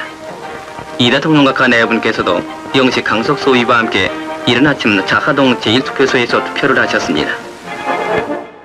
3.15 부정선거는 아주 노골적이고 전대미문의 부정선거였어요. 그래서 우리가 흔히 말하는 4인 투표니 완장 투표니 실제로 3.15 부정선거가 일어났을 때 이승만은 89%인가를 얻어요. 80% 훨씬 초과한 거죠. 그래서 투표가 끝나기도 전에 민주당이 3.15 부정선거 무효를 선언을 했고 선거 당일날 마산에서 이제 큰 시위가 일어났고 이것이 이제 아주 그냥 폭발적으로 발생해서 4.19가 터지는 겁니다. 이 중에서 가장 대규모적이고 가장 충격적이고 후유증이 심했던 것이 1967년 6월 8일 날 일어났던 6.8 부정선거의 총선 국회의원 선거의 부정입니다.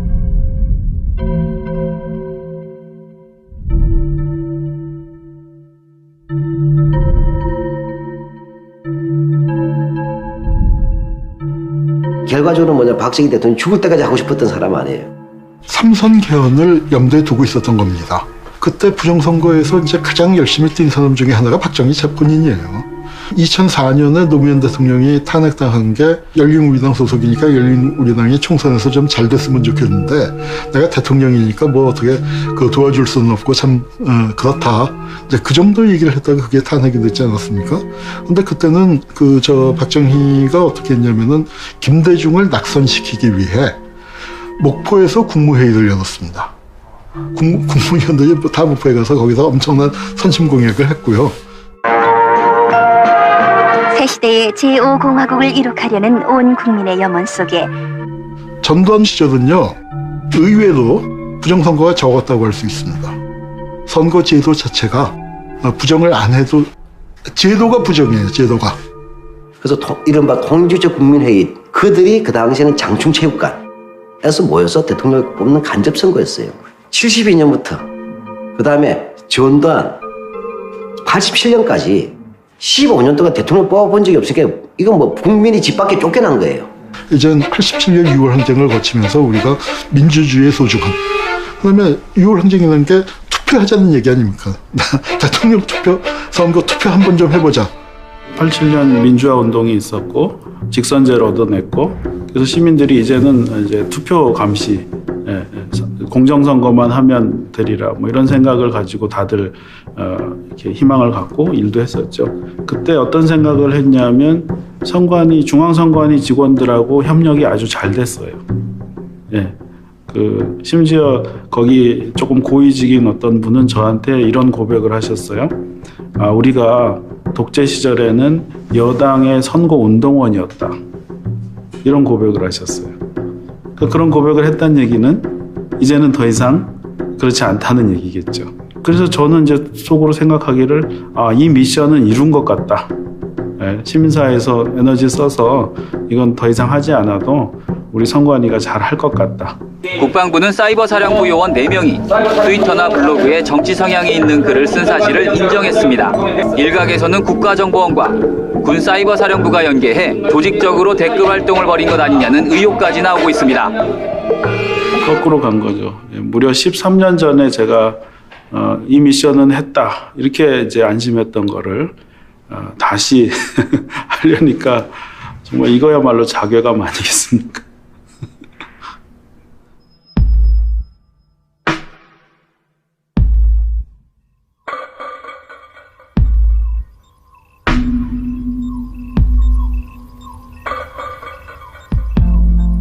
기본적으로 선관위 입장은 이게 전자개표가 아니다. 투표기 분류기에 불과하고 컴퓨터 네트워크나 인터넷으로 연결되어 있지 않는 것이다. 그러나 이제 개표기에 컴퓨터가 부착되어 있는 것은 고도의 어떤 전문적 집단이나 아주 뭐 해킹 집단들이 선관위 직원도 모르게 뭔가 이것에 조작을 할 개연성 이런 것에 대한 위험을 차단하는 것이 중요하다 이렇게 생각이 됩니다. 그래서 저도 여러 가지 그런 의문의 소지를 없애기 위해서 투표소 개표 방식을 채택하는 게 맞지 않을까 생각하는데 이제 투표소 개표 방식으로 바꾸게 되면 물량이 적기 때문에 아마 금방 개표가 될 것 같고 수개표로 다 직접 확인이 될 수 있는 시간이고 또 이송 시간을 절약할 수가 있기 때문에 또 신속하게 개표 상황을 확인할 수가 있는 장점이 있다고 생각합니다.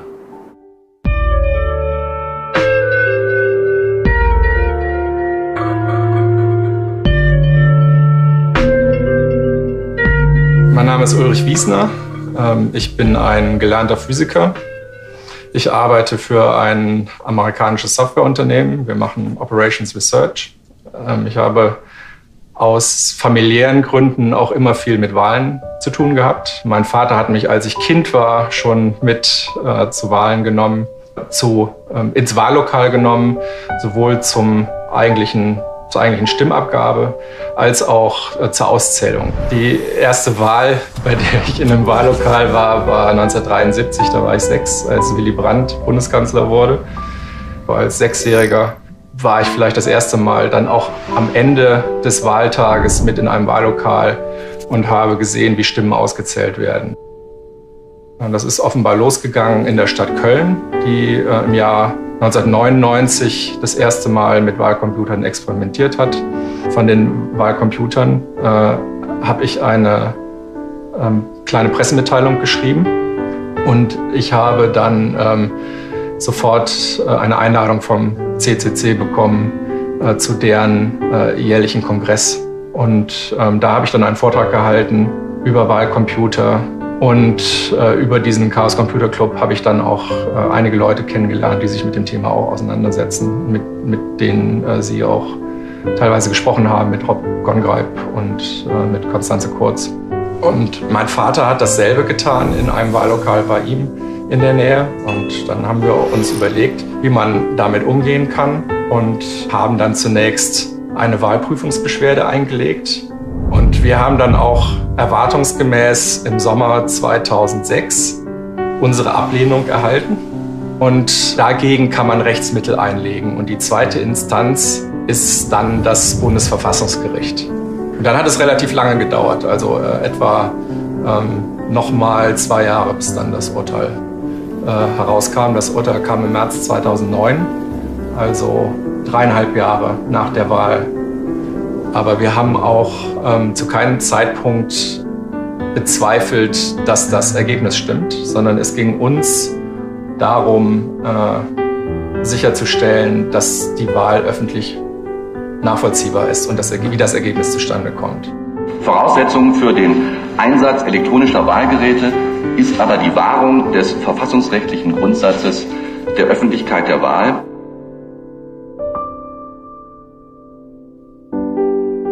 Also mein Vater war eigentlich ein sehr politisch immer sehr konservativer Mensch und es war eigentlich für mich ein großartiger Moment, als wir dann nach der Urteilsverkündung zusammengesessen haben mit etwa 30 Leuten in einem Restaurant in Karlsruhe und es waren linke Aktivisten dabei und sehr konservative ältere Herren und die sich eigentlich alle einig waren zu feiern, dass Wahlen frei und demokratisch sein müssen. Ja? Und wir haben 2 autoritäre Regime gehabt in Deutschland und weder unter Hitler noch unter den Kommunisten in der DDR gab es freie Wahlen. Und das ist einfach nicht hinzunehmen, da Kompromisse zu machen bei dem Thema, wie Wahlen organisiert werden. No step in the processing of the ballots from the moment the ballot leaves the voter's hand to the moment the ballot has been counted, no step in that process should be done in private without being observed by the public. That is a very delicate process that we all have to monitor very carefully because it's the heart of democracy, it's the heart of transferring power without needing to shoot each other. Computers cannot take away that responsibility. You have to double check them in a way that doesn't require a computer. As a computer scientist, it's my position that you should not trust computers in an election. I think it's an ongoing fight. Dr. Martin Luther King Jr. said the arc of the universe is long, but it bends towards justice. We will see fights into indefinite periods of time going forward about our democracy. Because people are endlessly creative and clever, and if we simply open it up, that's what democracy is supposed to be. We're all supposed to be able to see, and it encourages participation. it encourages people to get involved. 저는 통계니까 증상만 판단할 수 있어요. 원인은 판단을 못해요. 근데 저는 그 얘기를 하기 전에 중앙선관위가 요거는 반드시 설명을 해야 된다고 생각해요. 왜냐면은 정상이라는 것은 K값이 1이 나와야 되거든요. 근데 1.5가 나왔거든요. 그리고 제가 이거는 비정상이라고 얘기하거든요. 그러면 비정상인 것이 나왔으니까 중앙선관위가 왜 이런 현상이 일어났는지 설명을 해줘야 돼요. 가장 확실한 해법은 투표소에서 투표가 끝나는 즉시 바로 그 자리에서 수개표를 하는 겁니다. 만약 그렇게 절차를 바꾸는데 시간이 걸린다. 지금 현재 조건에서도 이 문제를 상당 정도 해결할 수 있는 방법이 있어요. 먼저 투표 분류기를 사용하지 않고 먼저 수개표로 분류를 한 다음에 그것을 확인하는 차원에서 투표 분류기를 말 그대로 보조적 수단을 확인하고 테이블 하나만 바꾸면 되는 거예요. 사람이 세는 순서를 기계 앞으로 바꾸기만 하면 됩니다. 이 간단한 걸 안 하겠다. 그 사람이 범인이죠. 우리가 세금을 내잖아요. 그러면 우리는 그 측면에서 소비자인 거죠. 뭐 지금처럼 이렇게 광장에 촛불을 든다거나 이거는 좀 특수한 케이스고 소비자가 자신의 의사를 표현할 수 있는 제도적인 장치가 선거라고 생각하거든요. 요즘 같은 세상에서는 바른 말을 하고 싶어도 예를 들면 블랙리스트 명단에 올라갈 수 있는 그런 두려움이 있기 때문에 바른 말을 하고 싶어도 하지 못하는 그런 눈치 보는 사회가 되었잖아요. 근데 저는 우리 아이가 바른 말을 하고도 너 정말 멋있어. 너 정말 잘했어. 너 같은 애가 최고야. 이런 말을 할 수 있는 나라가 되었으면 좋겠어요. 그래서 나왔어요.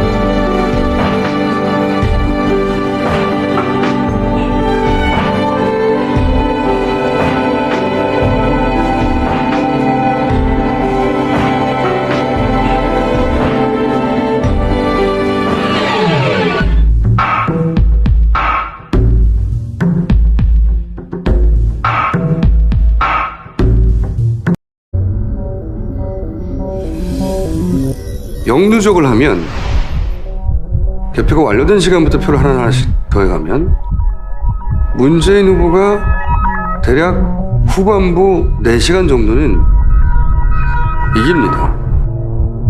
이게 무슨 의미냐면 문재인 후보에게 유리한 투표함이 나중에 열렸다는 거거든요. 막판에. 실제 그런 일이 있을 수도 있죠. 대략 6시간 정도는 박근혜 후보에게 유리한 투표함이 먼저 열렸던 것이고, 이제 시골이나 아니면은 인구가 적은 그런 지역의 투표함은 아무래도 빨리 집계가 되고, 그렇게 되면 이제 그런데 인구가 적은 지역이 박근혜 후보에게 더 많은 표를 준 그런 지역이라면 그런 현상이 일어날 수도 있다고 봅니다. 그래서 이제 따져보기 시작했어요. 이 현상이 특정 지역에서만 발생하느냐? 아니라는 걸 알려졌죠. 문재인 후보가 이긴 지역이든 결과적으로, 박근혜 후보가 결과적으로 이긴 지역이든,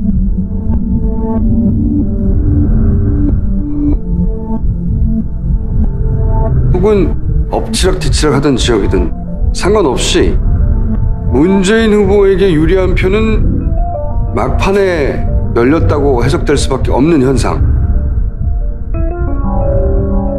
전국 17개 광역시도 중 대구시를 제외하고는 이 현상은 전국적으로 일관되게 발생합니다. 전국적으로 발생합니다. 그러니까 모든 지역에서 문재인이 유리한 투표함은 나중에 열렸다. 문재인이 유리한 투표함인 줄 어떻게 알죠? 알 수 없어요. 개함하기 전에는. 이것은 철저한 보안 속에 관리되고 있으며 허락된 사람이 아니라면 시작조차 할 수 없습니다. 누군가 프로그램을 변경하였다면 바로 알 수 있으며 프로그램을 사용할 수 없습니다.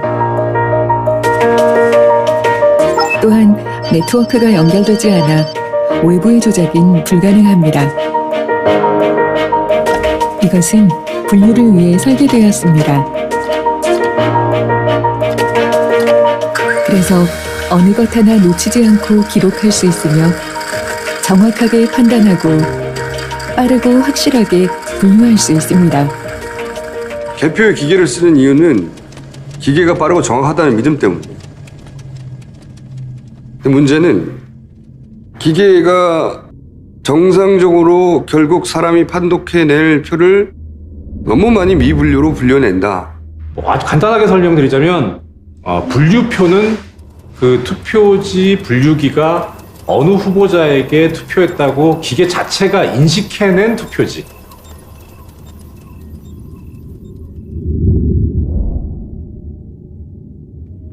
미분류 투표지는 기계가 인식하지 못한 투표지.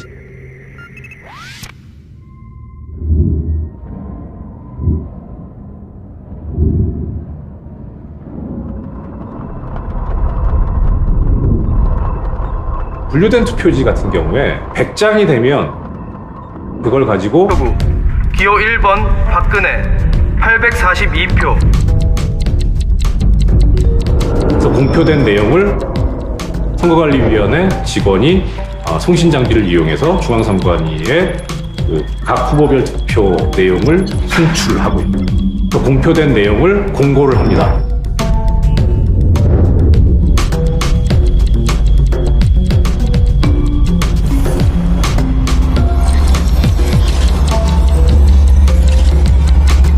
이렇게 해서 한 투표함의 개표 절차는 끝납니다. 그런데 매우 이상한 현상들을 발견했어요. 앞 순서가 완료되지 않으면 뒷 순서가 전개될 수 없는 게 당연하고 이 시간들은 다 기록되어 있습니다.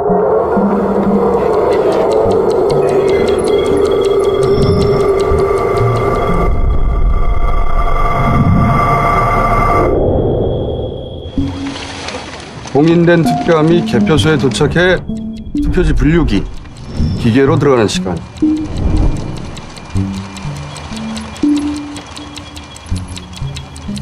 그 기계가 카운팅을 끝낸 시간.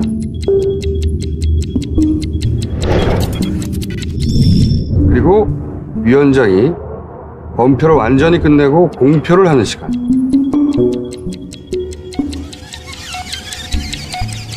그리고 그 공표된 득표수가 선관위 중앙 서버에 입력되고 방송국이 넘겨받는 시간까지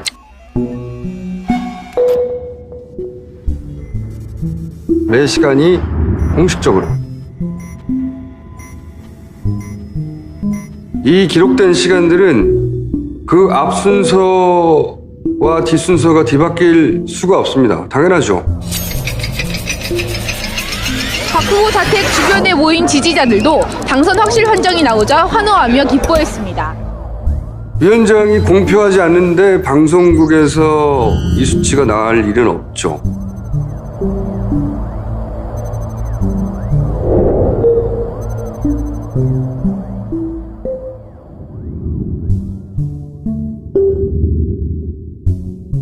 좀 더 나아가서는 기계가 돌아가고 있는 시간인데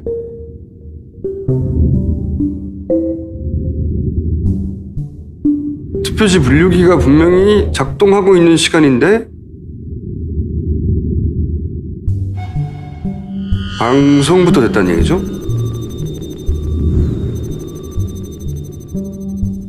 투표함이 개표장에 도착하지 않았는데 개표가 시작될 수 없는 것이고, 개표가 완료되지 않았는데 공표할 수 없는 것이고, 공표하지 않았는데 방송에 나갈 수 없는 거죠. 간단합니다. 가장 명백히 이상한 케이스는 투표지 분류기가 시작되는 시간과 끝나는 시간이 기록되게 돼 있는데, 투표지 분류기가 시작되는 시간 이전에 방송이 됐어요. 개표가 시작되기도 전에 방송부터 됐다는 얘기죠? 기계가 돌아가고 있는 시간, 그러니까 투표 끝나지 않았다는 얘기죠. 근데 이미 방송이 된 사례들. 그리고 좀 덜 심각하지만 역시 이상한 케이스는 개표소에서 개표가 완료됐다고 공표하게 되는데, 근데 그 공표 시간보다 먼저 방송이 된 사례들이 있고. 이때 뭐 어떤 선거가 아니라 그냥 뭐 권력이 동원돼서 그때 어떻게 그 야당 의원들이 당선됐는지 정말 그때는 올빼미표, 피아노표에다가 뭐 한참 개표하고 있는데 불이 나가요. 정전이 됩니다. 정전이 되고 이제 그러면 후두둑 하고 뭐 하고 별 소동이 벌어지는데, 불 들어와서 보면은 조봉암 쪽 투표 참관인만 머리 깨져서 이제 자빠져 있는 거고, 이승만 쪽 그 표를 미리 준비했다가 이 정전돼 있는 사이에다 투표함에다가 막 집어넣는 거예요. 이것도 왜 환표라고 해서 표 바꿔치기, 홈표, 표 섞어치기. 앞에와 뒤에는 쉽게 말하면 이승만, 가운데는 야당, 또 피아노표 문질러 버린 거예요. 야당 찍었으면 손으로 개표할 때 하면 인주가 지워질 거 아니에요, 문제지면. 도장을 하나 옆에 더 찍어서 무효표로 만들어버리는 거죠. 피아노처럼. 한마디로 하면 거의 예술공학적 수준. 창조적인 투표, 개표. 그래서 나온 말이 투표에서 이기고 개표에서 졌다 하는 말이 나왔죠. 그런데 그중에서 특징이 항상 두 가지 단계가 있어요. 하나는 투표행위 이전에 일어나는 사전불법 선거. 국정원 댓글 사건에 이어서 군 사이버 사령부의 댓글 의혹까지 불거지고. 두 번째는 투개표와 그다음에 그의 개표 과정에서 일어나는 또 하나의 이제 투개표 부정 이런 것이 있습니다. 바로 2012년에 바로 이 두 가지가 다시 한번 21세기에 다시 등장해버린 거예요. 예, 저는 지금 법무법인 동안에서 사무장으로 일하고 있는 이정열이라고 합니다. 1997년부터 2013년까지 판사로 재직을 했었고요. 그 과정에서 전라북도 임실군 선거관리위원장으로 2002년 동시지방선거, 2002년 대통령 선거, 그다음에 2010년에 울산광역시 울주군 선거관리위원장으로 개표 업무에 종사한 이력이 있습니다. 개표소의 그 시스템이 이제 일단 공인된 투표함이 그 각각 그 구시군 선관위의 관할하에 있는 개표소로 이동을 하게 됩니다. 투표함들이 어느 정도 모였을 때 위원장이 개함 선언을 합니다. 투표함이 도착해서 그 투표함을 개봉하고 투표용지를 정리하는 개함부가 있고요. 그리고 정리된 그 투표지들을 1차적으로 투표지 분류기라고 하는 기계를 사용해서 어느 후보에게 투표됐는지를 분류하는 투표지 분류기 운용부가 있습니다.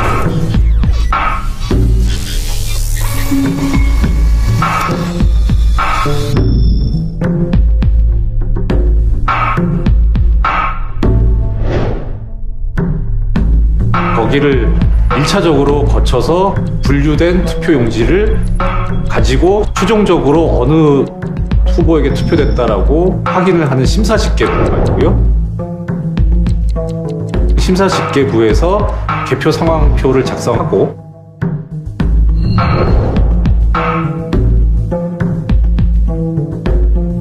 그 투표용지와 함께 선관위 위원석으로 갖다 줍니다. 그러면 일반 위원들이 먼저 순서대로 보고요. 그렇게 해서 이상이 없다고 확인하면 개표 상황표에 서명을 하거나 날인을 하고, 마지막으로 위원장이 서명 날인을 합니다. 확인을 하고, 그리고 나면은 개표 상황표에 있는 내용을 위원장이 공표를 하고요. 신부급 제1투표.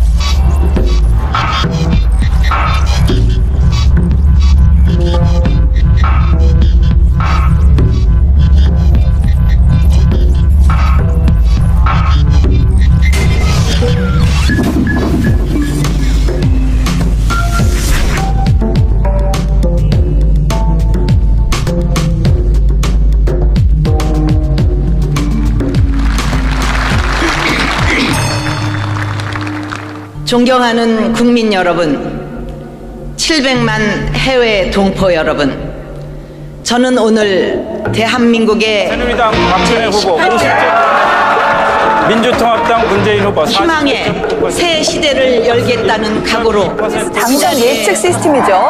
디시전 K가 네, 박근혜 후보가 당선이 유력하다고 51.7%에서 경제 부흥과 국민 행복. 지금 이 순간 당선이 확정됐다는 소식이 들어오고 있습니다. 네, 그렇습니다. 박근혜 후보는 지금 이 시각 새 시대를 만들어 갑시다. 35표를 얻어서 네. 제18대 대통령으로 당선이 확정됐습니다.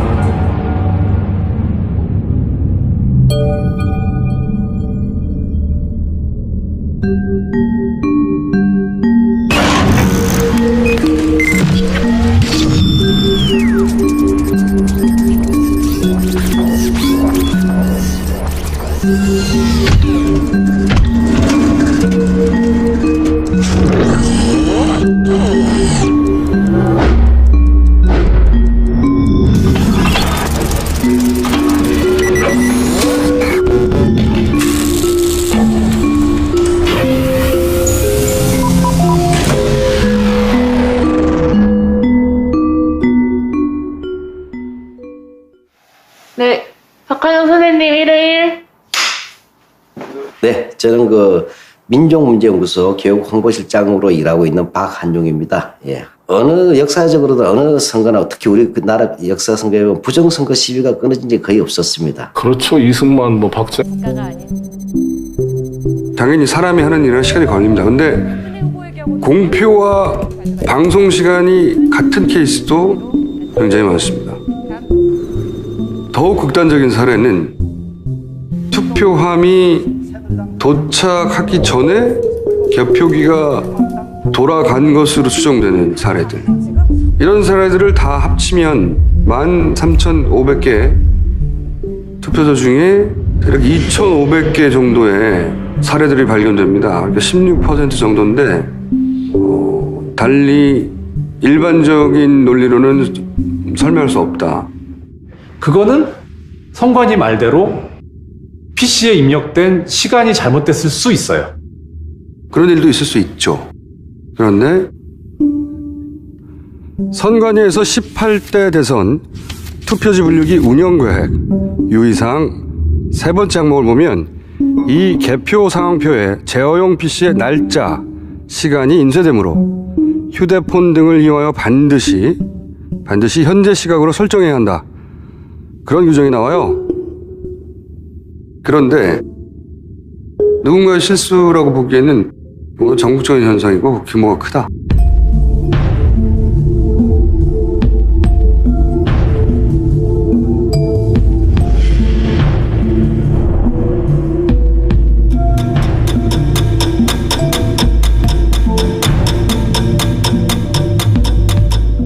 그리고 또 저희가 이 숫자들을 들여다보며 발견한 이상현상.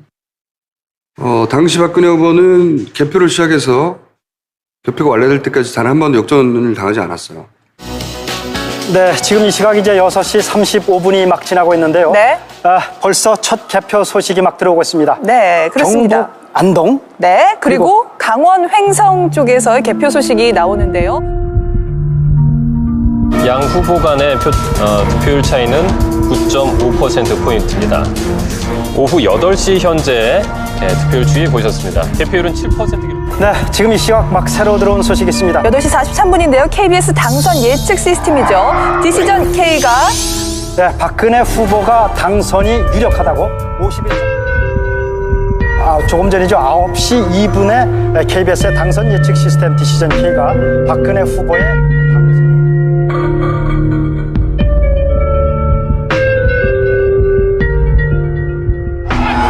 자, 지금 말씀드린 순간 삼성동 자택 앞에서 박근혜 후보가 지금 자택 밖에 모습을 드러냈습니다. 아주 환한 웃는 표정으로. 예, 이게 사실 겨우 30%밖에 안 뽑았는데 어떻게 이걸 가지고서 당선 유력이나 확실이냐 이렇게 얘기할 수 있느냐라고 이제 의문점이 드실 겁니다. 그런데 통계학적으로 보자면 그 데이터는 상당히 그래도 대표성이 있는 데이터라고 볼 여지가 있습니다. 그러니까 시간 순으로 누적을 하면 박근혜 후보는 항상 이깁니다. 그런데 거꾸로 한번 해봤어요. 개표가 완료된 시점부터 후보들의 표를 다시 누적해서 역순으로